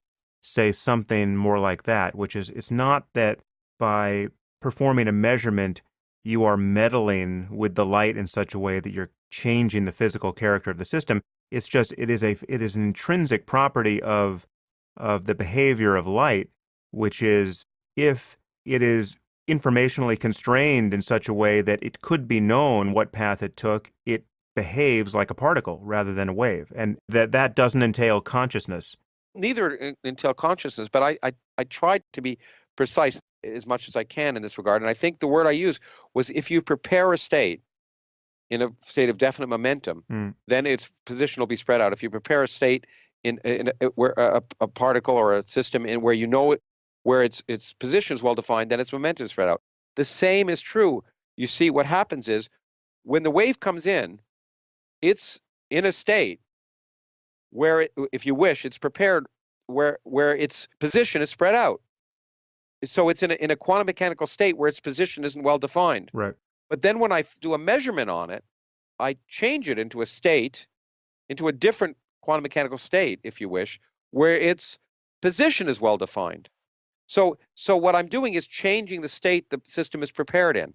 And if I change the state the system is prepared in, it's not too surprising, perhaps, that you get different effects. Can you delay the measurement in such a way that you can set the system up so that you could make a measurement after the fact if you wanted to, but you need not? Yeah, well, that's what we do when in some sense, that's having the Geiger counter there but not turning it on or whatever. But when you do that, you see the system as it was prepared in the initial state. Right. You haven't changed it. What I guess the point I'm trying to say to you is that you really, there's a fundamental difference between just the statement of the Heisenberg uncertainty principle, which you're right, does not involve measurement at all, and the statement that measuring a particle produces a different effect, because measuring a particle changes the quantum mechanical state of the system, and it changes it in a way which, if you wish, is exactly in accord with the Heisenberg uncertainty principle, because the original wave, a plane wave, is the perfect example of a quantum mechanical system that's defined to be in a definite state of momentum, which means it's spread out in space. But when I make a measurement, I change that. You've gone after location. Yeah. I've changed it to a system where I've specified its location, and then in some sense its momentum is uncertain. So I have to make that physical change. And it is true that physical change may be observed and interpreted by us, but there's some physical system that's interfering with that's changing the quantum mechanical state of the system. And I don't know any counterexample to that. I think measurement is a violent act. And it's a violent act in quantum mechanics. It's a violent act. Well, it doesn't always have to be a violent act. That's what's wonderful. Because, for example, if the system was already in a state where its position was well defined, and I measure its position, I haven't changed anything. So it can be that measurement doesn't change the system at all, but that just depends on what the initial state of the system was. And so it's what in the mathematics it's called an eigenstate, but it doesn't really matter. But so you can be lucky and make a measurement and not change the system. But to argue that measurement that measurement does not involve physically impacting, and that somehow this measurement problem is aside from the issue of physically interacting with the system, I think that's incorrect. Well, I guess my question is it possible to set up this experiment where you could seek the information after the fact, even years after the fact, right? And if you don't seek it, it behaves as a wave. If you do seek it, it behaves as a particle. Has anything like that? Well, there are very sophisticated quantum mechanical experiments called delayed choice experiments, and they're very confusing to talk about in language again and to interpret properly. The bottom line is that I think it's how can I say this in a way which is accurate and both clear, which is not so easy in this case, that your choice alone is not the powerful thing. It's the implementation of your choice that determines the ultimate state of the system. And the implementation of your choice requires you to have some physical interaction with the system at some level. And there's no way to change a quantum mechanical state without physically interacting with it. Mm. I stand by what I said. So there are these delayed choice experiments which make it sound like you're determining how the system behaves by just having thought about it later afterwards, and those things contribute to what I think is a confusion and allows people like Deepak and others who are, in fact, I think worse than Deepak, people are like The Secret, who argue that somehow quantum mechanics validates their ridiculous notions about that allow you to become successful by changing reality by thinking about it. And they get a lot of money from people, and those are hucksters. Yeah, yeah. Well, I will rely on you to send me an email if I ever have to apologize to Deepak. Okay, so just let me know if I owe him an apology at any point. Well, yeah, okay. I mean, If something happens in a physics journal that I'm not going to notice, let me know. Yeah, yeah, okay, yeah, I will. And I should say, I mean, your questions are important ones because the way of interpreting quantum mechanics. That's why there are philosophers who spend so much time in quantum mechanics, because the ways of interpreting the results of experiment force us to reassess what we think is real, quote unquote real, and maybe we have too much of a reliance on what we think of as real, because as I once again say, even science just presents a model of the world, and the way it works is like Sherlock Holmes would say, which is to get rid of the stuff that's clearly wrong, and what's still survives clearly has some semblance of reality. Right. But to claim that it is reality, I think is something that, I mean, while colloquially we might say it, but if scientists really think about what they're saying, I don't think they would claim that. So I want to get back to terrestrial reality. Oh yeah, boy, that was really Of consequence. So we should leave that there. I mean, it's yeah. I guess just one additional point to make that cancels the people's interest in things like The Secret, which is clearly consciousness is not defining reality at that kind of macro scale. I mean, if everything had to be observed by an outside observer to be real at the scale at which we're having this conversation, well, then, I would require someone else to come in this room and look at me now in order to collapse my wave function to make me real, right? I argue to keep back, to me, a more fundamental thing. We are made, as I've often said, every atom in our body came from stars that exploded, and we have them to thank for being here. But the stars, the atoms, the heavy nuclei that were created in stars were created well before the Earth formed. Yeah. And before there was any life on Earth, and so all those physical processes had to happen for us to be here, and unless, of course, you may argue there were other consciousnesses in the universe, but let's ignore that. There was certainly no need for consciousness to be there, and there was no human, animal, prokaryote or eukaryote consciousness on Earth, because Earth wasn't even there when all the particles in our body were assembled and made in the form that allows us to live. Yeah, except from Deepak's side, you're begging the question. He's going to put consciousness at the beginning of all that, observing that whole process as an intrinsic property of reality. I will. And what I say is he's entitled to do it, but it doesn't have. But and it's fine for him to say that. What's not good for him to say is that physics validates that view. So it's all right to say, I mean, that's what a religious view is, right? That there's some consciousness at the beginning of time that somehow determined why that's the deistic view, this sort of kindler, gentler religion, that somehow consciousness impacted upon the creation of the universe. And neither you nor I could disprove that, although there's no evidence of it. But it's what isn't correct to say is that physics validates that notion. So again, now slamming into terrestrial reality hard. Okay. Physics validates the notion that there's an incredible amount of energy inside the atom that can be unleashed with the appropriate detonations. And as you said at the beginning, you are on the Bulletin of Atomic Scientists, which adjusts the doomsday clock every few years. Yeah. If I'm not mistaken, it is closer now to midnight than it has been at any point except one. I think it was like 1953 that we had a worse moment, but now is the second worst.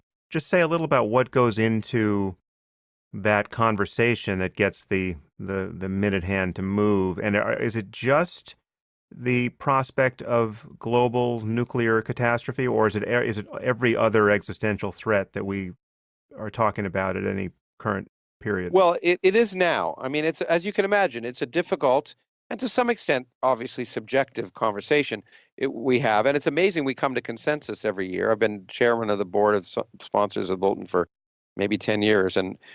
But what has changed when it was created, and Albert Einstein and Robert Oppenheimer created it to alert the public to the dangers of nuclear war. And the doomsday clock is a beautiful graphic that for one day a year at least, when we set it, gets a lot of attention and causes people to think about an existential threat, which is nuclear war, which for most of the time people ignore.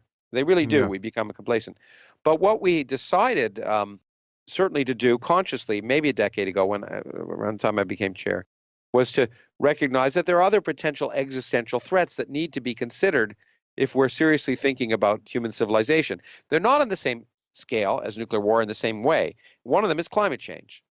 Climate change isn't likely to wipe out all of humanity in an instant, as nuclear war certainly could. But what climate change is capable of doing is changing what we mean by modern civilization on the planet globally, and producing global sociopolitical disruption in a way that will change what we mean by civilization, perhaps. Okay, maybe. So, and it's also the other threats, by the way, that we look at are not. There's also the threat that an asteroid could hit the Earth, but those we're looking at the human-made. I was going to say man-made, but the human-made threats. So the ones that come from technology. Right. So climate change is one that we've incorporated, and another which we've started to incorporate. And this year, for the first time, when we announced it, as I pointed out, it's the first time that it actually, in our minds, had an impact on the actual value of the clock, is another emerging technology, which is artificial intelligence, and particularly the cyber world. Because, of course, that also presents a potential existential threat, as some people are, like some people publicly say they think it's the biggest one.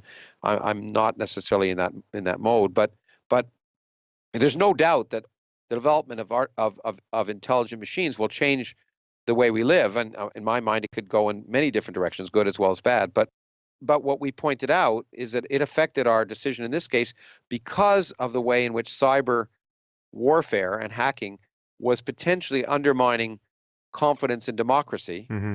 And that, to the extent that democracy is a central part of what we view as a key part of modern civilization, at least in the West, was therefore important. And we viewed the fact that there was a loss of confidence in the democratic process during this election as one of the factors that concerned us. The other factors were specifically, and let me step back and say, you pointed out, as I think I did when we introduced it, that this is the closest to midnight it's been in 65 years or something. Well, that's a true statement. But to be fair, I think it's more important to realize that the absolute value of the clock at any time is less important than the derivative, the direction it's going. Mm-hmm. Because the direction it's going is the message we're trying to tell people. And what we said is that the direction is going closer to midnight. We only moved it 30 seconds because we said one of the reasons that we're moving it is that the President of the United States is making statements about nuclear weapons that are outrageous and terrifying. The incumbent president, at that time he wasn't yet president, but an individual who was about to be president of the United States was making statements which were extremely dangerous. At the same time, he's not the only person. Putin was making saber-rattling statements that were also dangerous. There were other factors like North Korea as well. And one of the reasons we moved it only 30 seconds was we try not to respond to individual events, and we try to look at the global picture. And one of the things we said is, look, this person is not yet in office. There are statements that have been made and about both nuclear weapons, and the other thing was climate change. We said the governing party in what is potentially arguably the strongest, or whatever, how you want to say it, country in the world, the governing party denies science. Yeah. And so that was a great concern. But those were words. And we said actions speak louder than words. But words matter, especially when they come from a person who's about to be president. And we said, we are concerned by those words because they could be harbingers of actions. And what we really said, and this comes back to almost takes us full circle, which is that what we think we really want to tell the public is that they are if they're concerned about their future, they have to take their future into their own hands. That, namely, that governments, and not just our government, other governments are not going to deal with nuclear weapons or climate change if people don't protest, if people don't raise their voices and demonstrate their concern. Because even in our democracy, which right now looks pretty fragile, it is still true that people, even if they may not care about what's good or bad for the country, they still care about being reelected. Hmm. And if the public, and there have been times in our history when having to do with nuclear weapons and also racism and Vietnam and other, if the public demonstrates that they're not, that they won't tolerate it anymore, then it'll have an effect. And so the net thing we were saying is the world is getting more dangerous in part because the leaders of the world are not caretaking as they should, and they're being negligent. And we want the public needs to first understand the problems, which is, so it's education once again, and then needs to demonstrate that they're not complacent. Hmm. This complacency issue is an additional scary fact about our situation, because I think you said at the beginning here on this topic that people have more or less forgotten about the threat of nuclear war. And the Cold War has been behind us for the longest time until Yeah. suddenly now. And it seems like there's no threat. You and I used to grow up in a time, you're younger than me, but not that much younger, when, at a time where at least I remember there were, there were 50,000 nuclear weapons, and yeah, and even more ridiculously, people would do these things in school where they'd hide under their desks, to protect them from nuclear war and all that. Sorry, but anyway, go on. Yeah, those were strong desks. Yeah. So as you say, these nuclear weapons still exist, not 50,000, but how many, what's the current number? That's what people don't realize. That's why we want to educate them.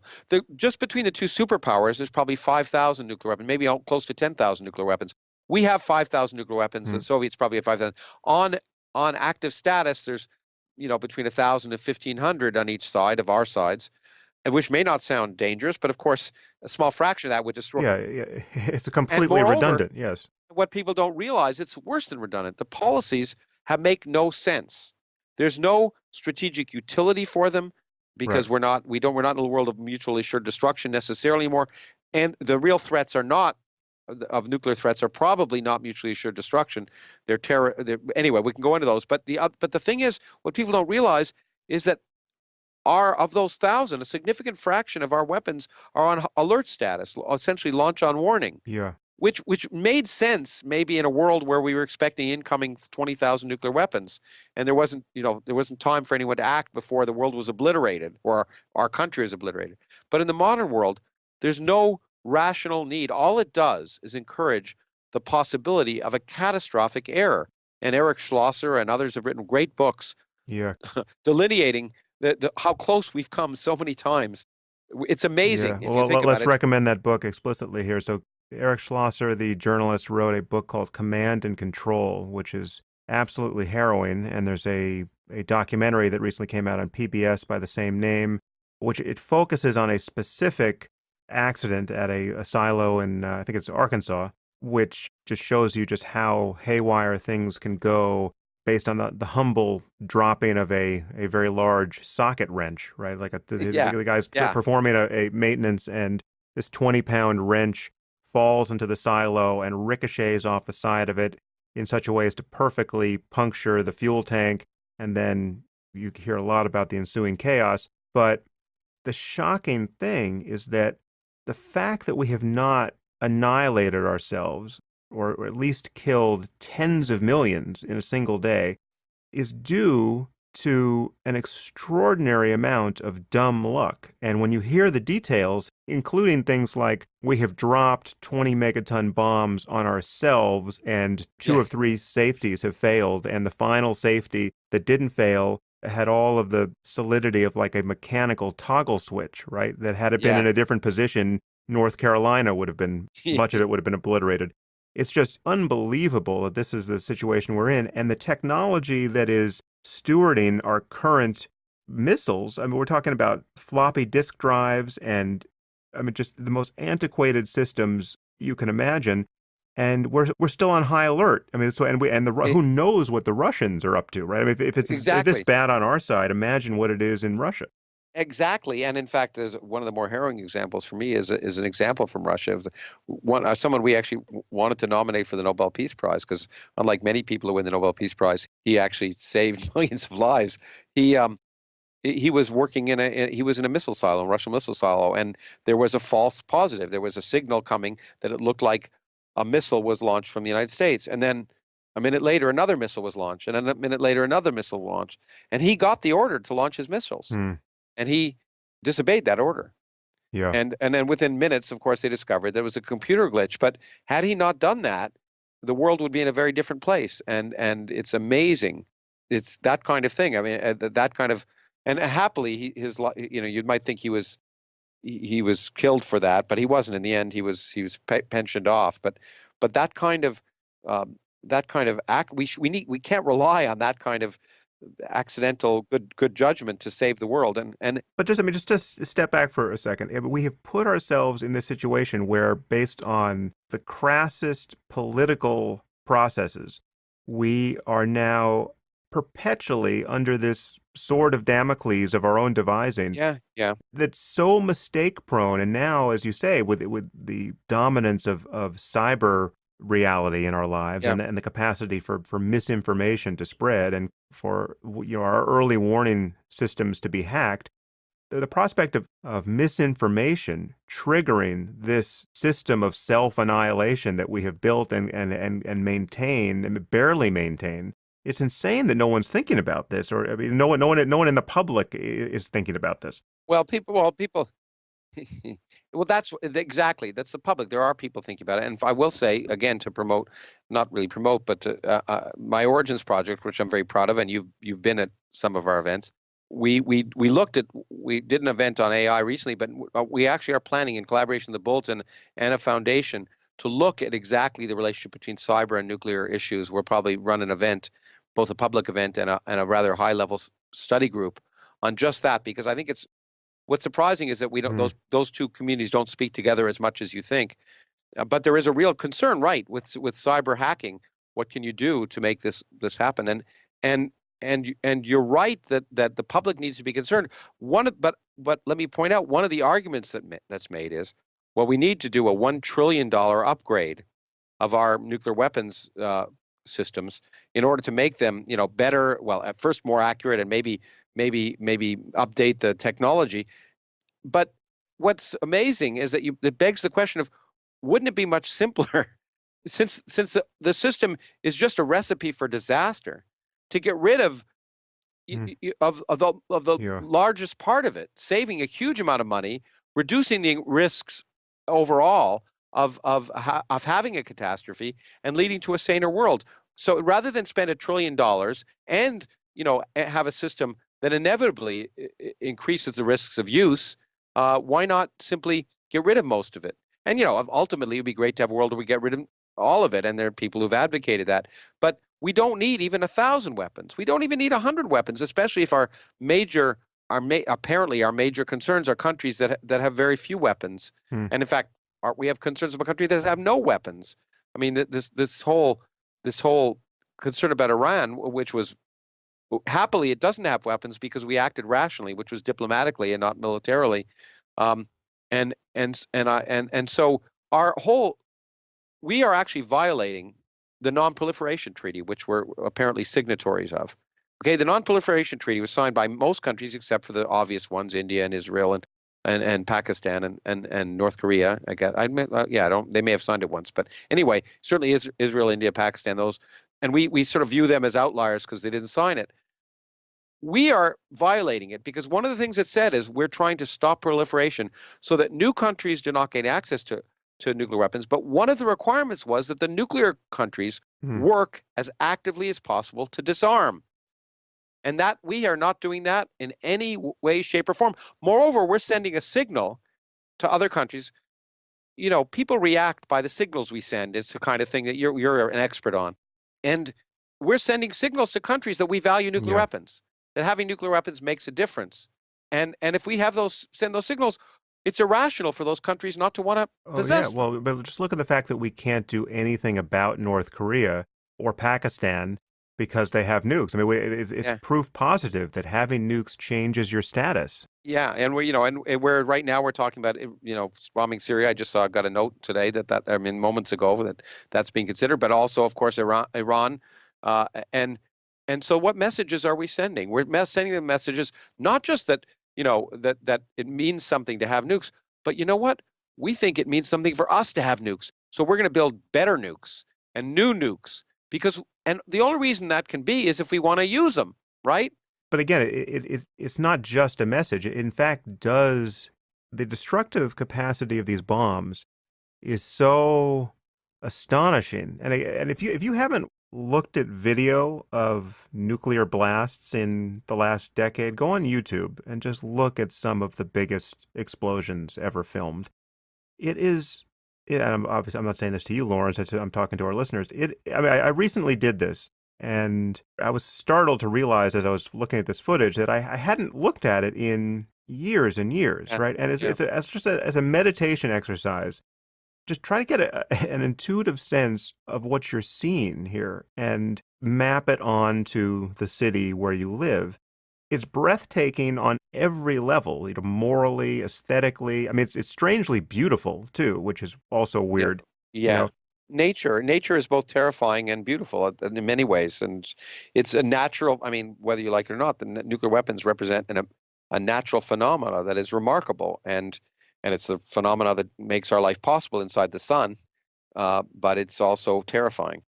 And the idea that this could be triggered by accident or error is one thing that we should find absolutely intolerable. And then there's this added layer, which we now confront in a way that I wasn't expecting we would ever confront it again, which is you could have people in charge of your government or other nuclear powers Mhm, who mhm. are so carefree in their attitude toward the risks here and even so So open-minded ignorant of about the them. prospect of using these Yeah. weapons, which we have in the case of Trump, that it's an enormous problem to think about how we walk back from the precipice here. Because Well, again, here's what here. you can't ignore is that in our current world, it matters whether you're a nuclear power. Yeah, yeah, it does. But you know what matters is we treat nuclear policy in a different way. I wrote a piece on this in the New Yorker once, and because of Trump, there's a discussion, but I don't think it's going to happen. But many people also don't realize, and this is terrifying to people. Doesn't matter who's president. There are no checks on the president. The president can order nuclear weapons to be used, and there's no procedure for anyone, for Congress, for the Joint Chiefs of Staff, or anyone to circumvent that order, except maybe someone on the ground. And many of us just found out about that with the inauguration of Trump, right? I mean, it's Yeah, like exactly. we thought that there was some sensible process by which you could constrain the impulse of some president who's grown demented or had a stroke or just is drunk. I mean, I think there actually is a story about Nixon when he was Yeah, drinking a lot during yeah, Watergate yeah, that some admiral said, listen, if the president says anything to you yeah, about the codes, you're going to call me and yeah. before you do anything. Yeah, you have to openly disobey. And look, I mean, again, it wasn't crazy. There was a reason, claimed reason for this, which was again mutually assured destruction. When there were Time, yeah. 50,000 nuclear weapons, then yeah, you got 10 minutes or 15 minutes, and so, but we don't live in that world anymore, where that's or maybe we still do in some sense, but the public should be aware of it and decide which risk they'd rather face. To me, that's the whole point of science as a basis for public policy, is that scientists shouldn't make public policy, but the empirical evidence and the results of science should form the basis of public policy. So the public should be informed. They could just the country could decide to do nothing about climate change, but we shouldn't lie about it. We should say, okay, this is the world we're going to create, but we, for one reason or another, we want to make money, or we want to do this or that. That's okay. If that the public, that's part of democracy. But the public needs to know these things about nuclear weapons, and that's one of the reasons things like the doomsday clock, which hopefully can alert the public about that, and about the silliness, about the fact that talking about strategic nuclear policy is almost an oxymoron, Hmm. because there's no place where nuclear weapons using them makes sense. And moreover, other things that have been ridiculous that I've written about for a long time, that missile defense, we spent over $1 trillion over the last 30 or 40 years on missile defense. It doesn't exist. Actually, I want to ask you about that. So there have been successful uses of it in Israel against the Iraqi Scuds. Well, but even those, if you read some of the real data, suggests that the claimed successes are far exceed the actual successes. So do you not put much hope in the prospects of building viable missile defense 10, 20, Absolutely not. 30 years? Okay. No, there's good reasons for it. First of all, unlike a Scud, for example, a nuclear weapon is different. So there's really basic physics arguments. In general, when it comes to all weapon systems, offense is cheaper than defense. Yeah. So let's say we did build a missile defense system that was 50% efficient, which we don't have. Okay, but let's say we did. I'm talking about nuclear ballistic missile defense. Okay, then you have what that means is that for every 2 missiles you send, one will be intercepted. But once you've figured out how to build nuclear weapons, it's a lot cheaper to build 2 nuclear weapons instead of 1. Yeah. Also, you can build warheads that fragment into 20 separate. Well, that's the next stage. No, our missile defense system has never been tested against a realistic threat. It's failed miserably in many cases against unrealistic threats. So, namely, sometimes it succeeds when the missile defense system is told where the missile is coming from and when it was launched, then boy, it can intercept it. But it's never been tested against realistic threats. And I used to say, when George Bush was talking about in 2004, he said, we're going to build a missile defense system. We're going to deploy it next year that will be 90% efficient or something. And it turned out that 50% of the American public thought we already had a missile defense. And what I said at the time was we should have kept it that way. We just say we have it. It's a lot cheaper. It's just as efficient. It's just as effective as a non-working and less threatening because it's less proliferating.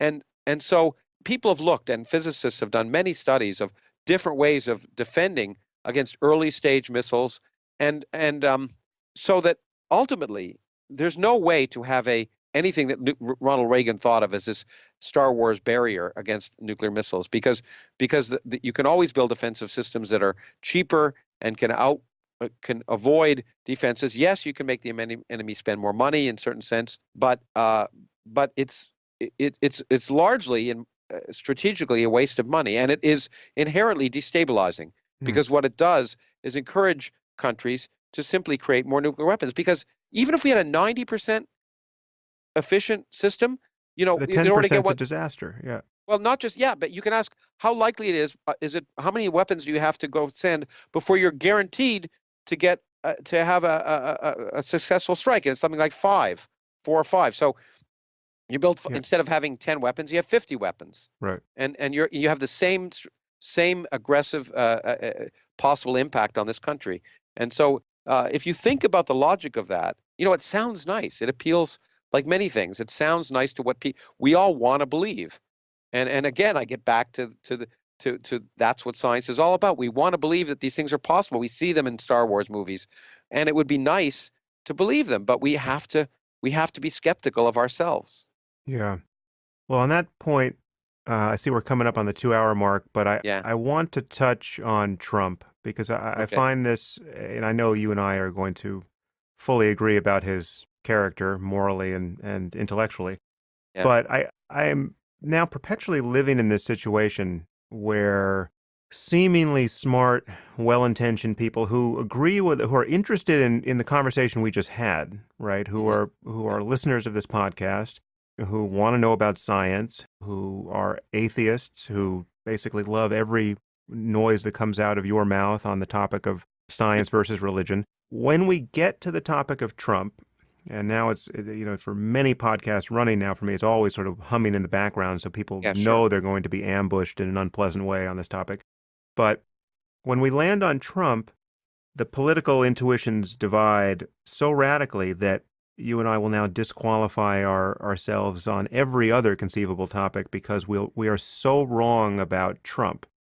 Yeah. And there's something very crazy-making about this because I really feel like we're living in a society now where something like half the people are failing a test of moral intelligence, for lack of a better word, and it's an extraordinarily easy test. Like, this is not a hard one. This is whether there's something wrong with lying at a scale that we have never seen before in our political life, whether there's something wrong with having promoted a person to the highest office in the land who not only doesn't show any evidence of having the competence that you would need for the job, but shows no interest in acquiring that competence and says things like he's the smartest person who's ever lived, essentially, Yeah, right? So like yeah. there's a There's a level of difference between him and delusion. yeah. There's a level of intellectual laziness which we saw in Bush, but Bush didn't never made the pretense.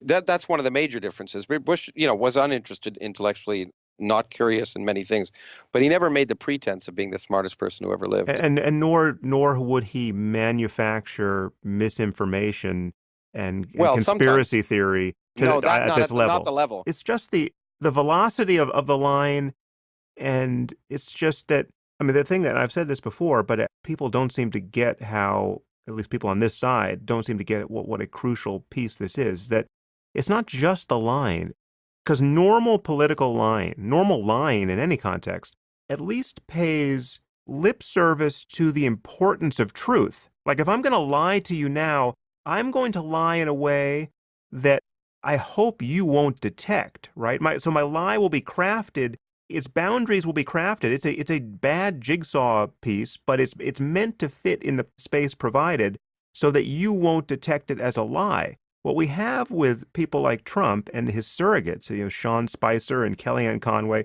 we have a complete disregard for the reality testing of any possible audience, right? They just do not care that what they say maps onto That's reality at because all. they can know they can do it with impunity. I think this is the point. I think it's not that people are willing to accept the lies, which I agree with you about. I think there's this cognitive dissonance, and I see it all the time because in responses to tweets I make or pieces I write, that people say these aren't lies. That they Everyone literally lies. It's well, all fake news. yeah, it's all fake news, and my reality is what I want it to be, and that is what's enabling this. That you can do that in the current climate, do that with impunity because of a whole bunch of series of steps of reducing the negative effects of inventing realities, the fact of being able to manufacture reality successfully in a way that matches on with what people want to believe. So people will want to believe that Trump has brought back jobs if he hasn't, or people, and they'll be convinced of that. And we're all that way. We all are that way at some level. And this is just an extreme version of that. And we're seeing how dangerous it is in ways that were sort of below the surface before.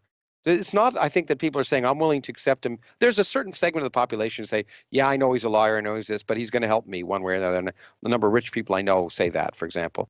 But I think a large part of the population says, there's just no reality. They're all lying. And there's no, maybe, and what I want to believe, because I'm going to search for it on the internet, it validates my belief.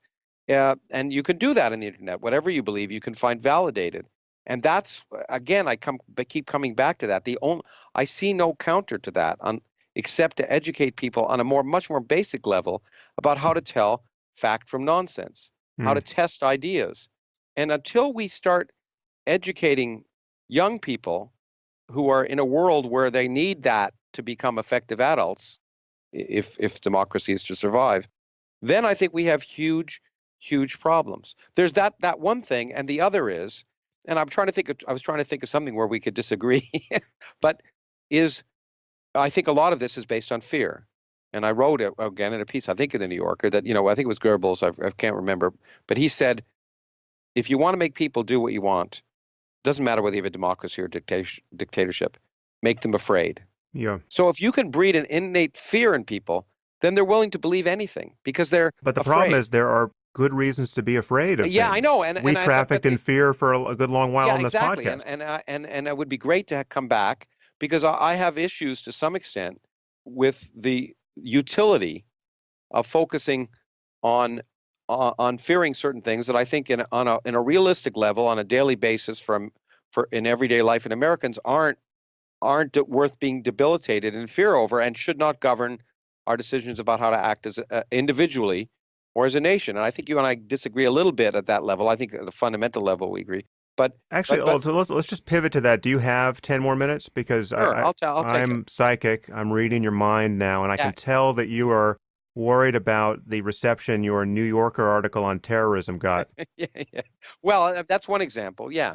So And let's talk about that. well, here, let me talk about another piece that I was writing for the New Yorker, which I'm not because there's been an editorial change there, and I think Whether my pieces continue to appear in the same way it's not clear. I wrote a piece that I think would have appeared. It may not, but it's basically in the same thing, that I would argue that the real fundamentalist threat, the real one we have to worry about on a daily basis that affects millions of people in this country, is the fundamentalist Christian threat, not the fundamentalist Islamic threat. If I live in a Muslim country, I happen to think that then yes, it's a huge threat, because what they're trying to do is control hearts, minds, lives, and everything, and kill you and remove you if you don't buy into that nonsense.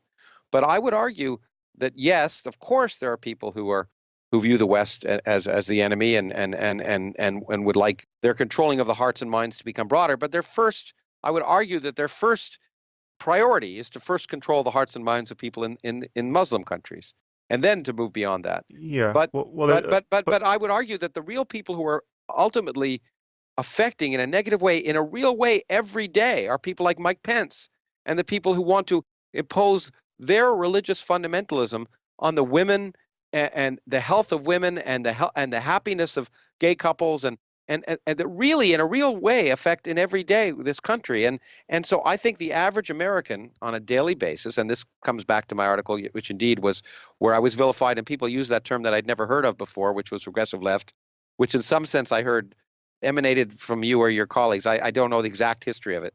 My colleague and friend Maajid Nawaz, who I wrote this book with on Islam, he coined that term, but neither of us directed it at you. Well, I know that. I know you didn't, but I got many other people, of course, many people directed because they claimed that anyone who did not view Islam, the claim that I get a lot of times is, if you are not saying that Islam is the prime existential threat facing humanity at the current time, then you are regressive. Existential is a big word that I wouldn't add here, but so let me just ask you a few questions, because we agree about a lot here, and we may agree about everything. But I think at a fundamental level we probably do, but this could be our version of this is a moral double slit experiment where you're going through as a wave, I'm going through as a particle. Yeah. Well, let's just take the Pence piece. So it was interesting, and this leaving Islam and terrorism to one side just for a second. In my hopes for impeachment, however dimly framed they are at the moment, I think they'll bring themselves down, by the way. I think they're going to tumble. They're going to cut their own throats. But anyway, we'll see. But implicit there is that I would prefer Pence to Trump. And now that's quite a startling thing to realize, given how much I'm on the same page with you in my concern for Christian theocracy or just the malign influence of Christian dogmatism in our lives on every level, scientifically, socially.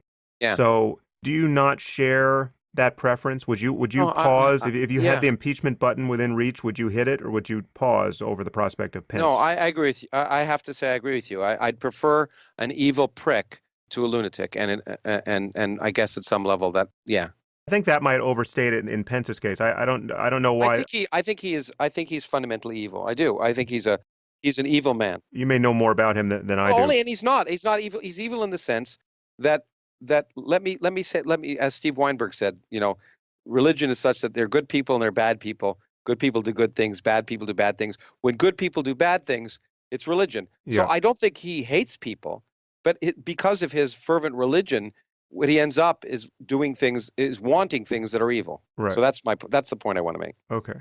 So you wrote this article in the New Yorker, which suggested that the real problem is that we overreact to acts of man-made destruction, in this case terrorism, and if we could only just dial back our overreaction, we would realize that this is not as big a problem as everyone seems to think, and we wouldn't live in this much fear, and we wouldn't be fighting unnecessary wars, and we wouldn't have this grotesque expenditure of time and energy on a problem that it's still a problem, but it's mostly a problem for other people over there in Muslim societies who are getting blown up. And it's just that the body count, if you look at the body count, terrorism is not a great source of mortality in America or in the West, and is unlikely to become one.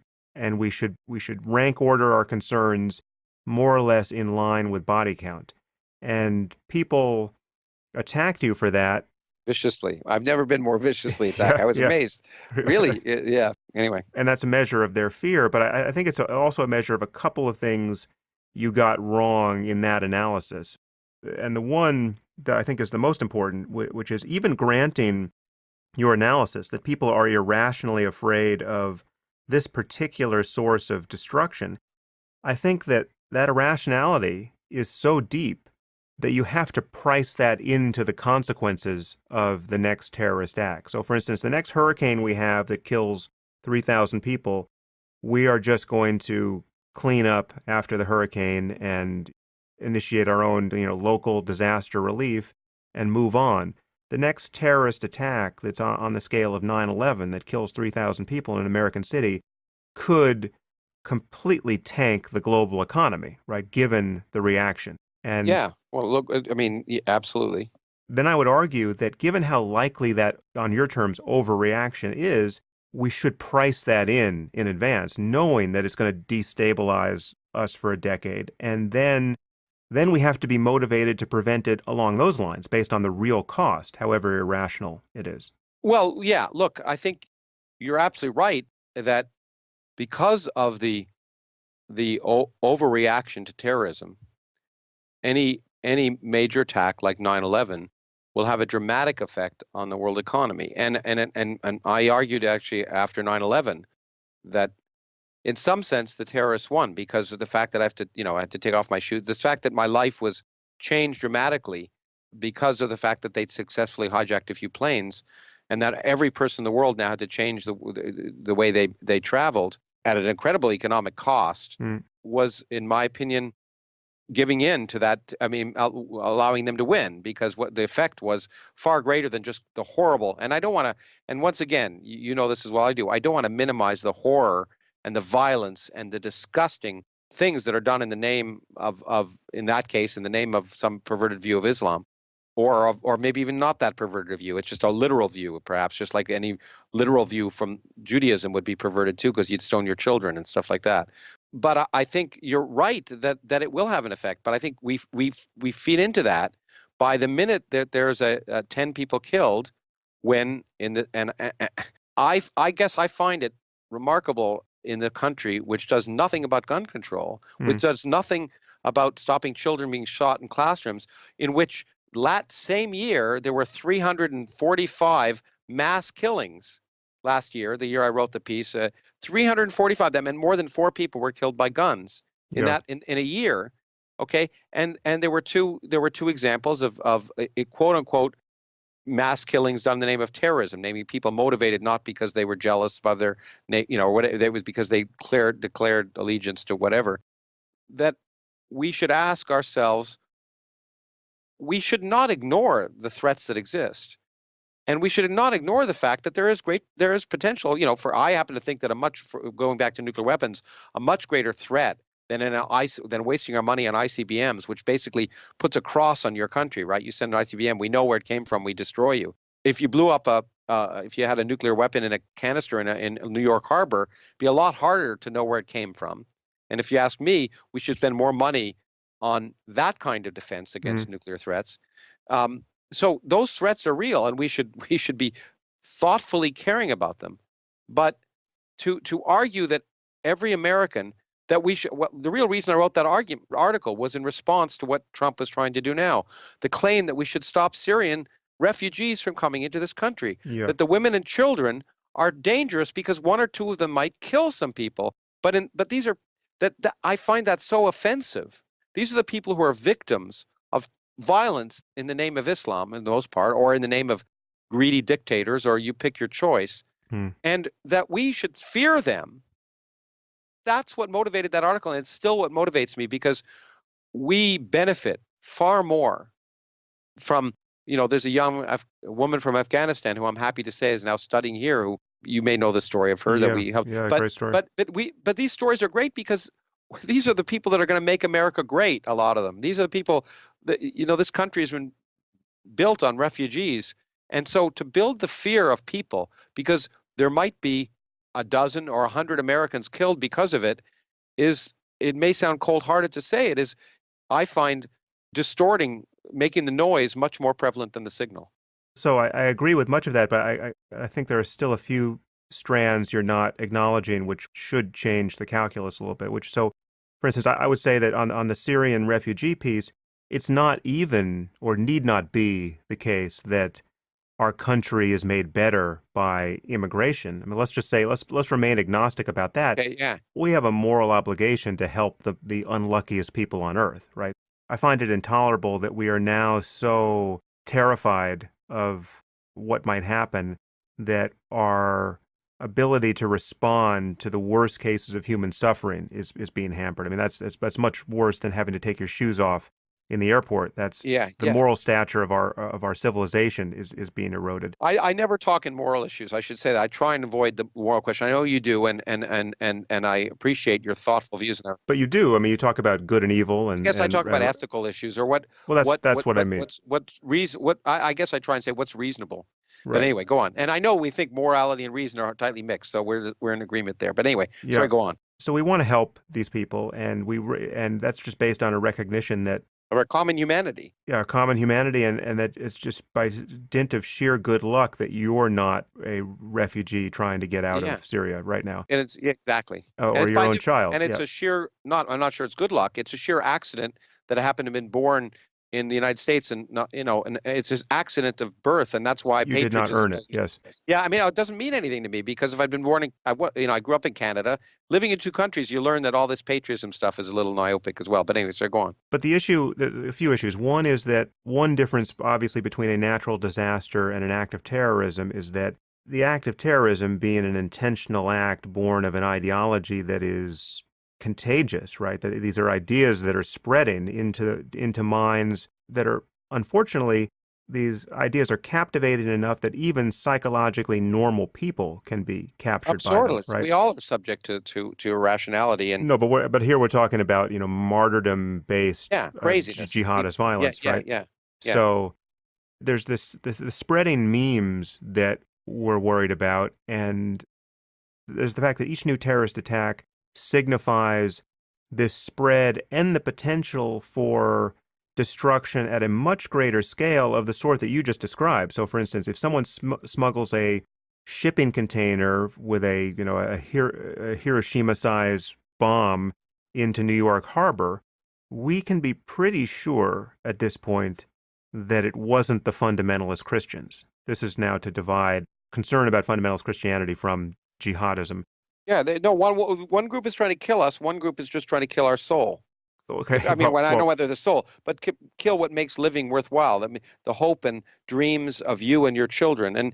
And they're two very different things. One is violent and awful, but one is intrinsically, I think, as violent. But even they're at a different scale. So, for instance, life under the Islamic State is quite a bit worse than anything Mike Pence would want to on his worst day would want to implement here. Absolutely. Right. And if we lived in an Islamic state, I'd be extremely. I mean, look, I agree with you. There's no comparison, and I think you're absolutely right that that spread of violent craziness that is so based on the literal interpretation of an ancient book that is awful. But what we need to do, it seems to me, as a country, and I said this after 9/11, I said, don't bomb Afghanistan. Just, find Osama bin Laden. But what we need to do is build 1,000 schools in Afghanistan because we need to win the hearts and minds of the children who aren't being educated. They're in madrasas. But the problem is you build schools in Afghanistan and you've got members of the Taliban throwing battery acid in the faces of little girls who are going to those schools, right? Like the one we saved who had to leave school at age 11. Exactly. So again, by the same analysis, if you're concerned about letting in the unluckiest people in the world so as to help them, you should be concerned to help them in place, right? So now the question is like, what should our common humanity dictate?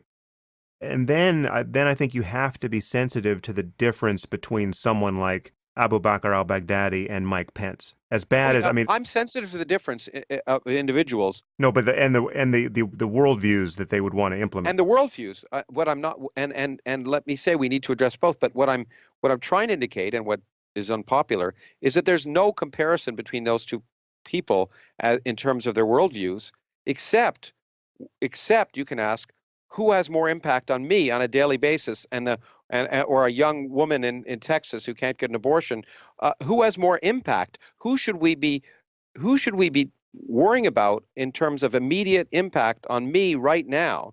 And but that doesn't mean we shouldn't worry about the other. In fact, I do think we should be spending a lot more money on I wrote a piece once, not in New Yorker but Scientific American, when I had a column there saying educate women, save the world, that we need to be spending huge amounts more on the infrastructure of basically trying to do what we can to make countries where people are displaced and in some sense have no hope for the future except for some ridiculous religious zealotry, and build technology and bring and educate women so that they can help their children, because there's a lot of evidence that if you educate women, then they do Yeah. much more to anyway. So Well, we totally agree. We totally agree there. But let me just speak to the physicist in you here, because you are okay. living right now in a superposition of all possible terrorist atrocities. Yeah. And some are more likely than others, and some are fairly likely. Some are so likely that you and I will both be surprised if we get out of the next decade without them happening, right? So I would say that something on the order of September 11th happening again in our lifetime it's not 1 in 100. Yeah. Yeah, It's got to be. it's awful. But Sam, here's the difference. My point is that you have to price that in now to your model. I So do. I do have to, and I have to say that one is virtual and one is real. So there's a virtual threat of a to use a physicist's language. The threat of another 9/11 is virtual. The threat of Mike Pence is real. We have to take both into account, but to focus on the virtual threat and to argue, and I hate to say it because it makes me sound cold-blooded. I do not want 3,000 people to die and to families to be displaced and cities to be wrecked. But if another 9/11 happened, it's an awful thing. But in my mind, it's much worse if we let this country become a theocracy. wait.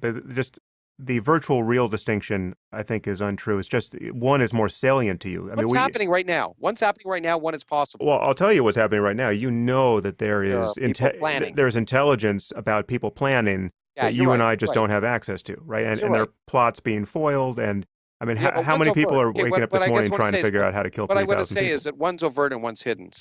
So Pence can go break a tie right now and openly say in Congress he's going to break a tie so that lesbians and gays don't have equal rights. So he can say, so one is overt and one is in secret. But to somehow I guess I am more I frankly I guess what I'm saying, when I do the calculus, at the moment I'm more terrified in this country. And terrified is not the word, because I don't get terrified. I don't think of those kind of things. I'm more concerned about the threat on the hearts, minds, lives, and daily life in the immediate sense Hmm. of Mike Pence. But it would be ridiculous not to try to explore the possible threat on the hearts, minds, life, daily lives of people in this country of that external threat. And moreover, and like you, I think like you, what I feel is that the best reaction to that external threat is a long-term reaction that I don't think generally military solutions work for very long or very effectively, that we need to work very, very much harder to battle the control for hearts and minds in those countries that are generating those terrorist threats. It's not the Hmm. terrorism, it's the cause of the terrorism that concerns me. And that there's an old statement, and you're going to say it's very naive, and maybe it is, but if the only tool you have is a hammer, everything looks like a nail. And I'm an educator.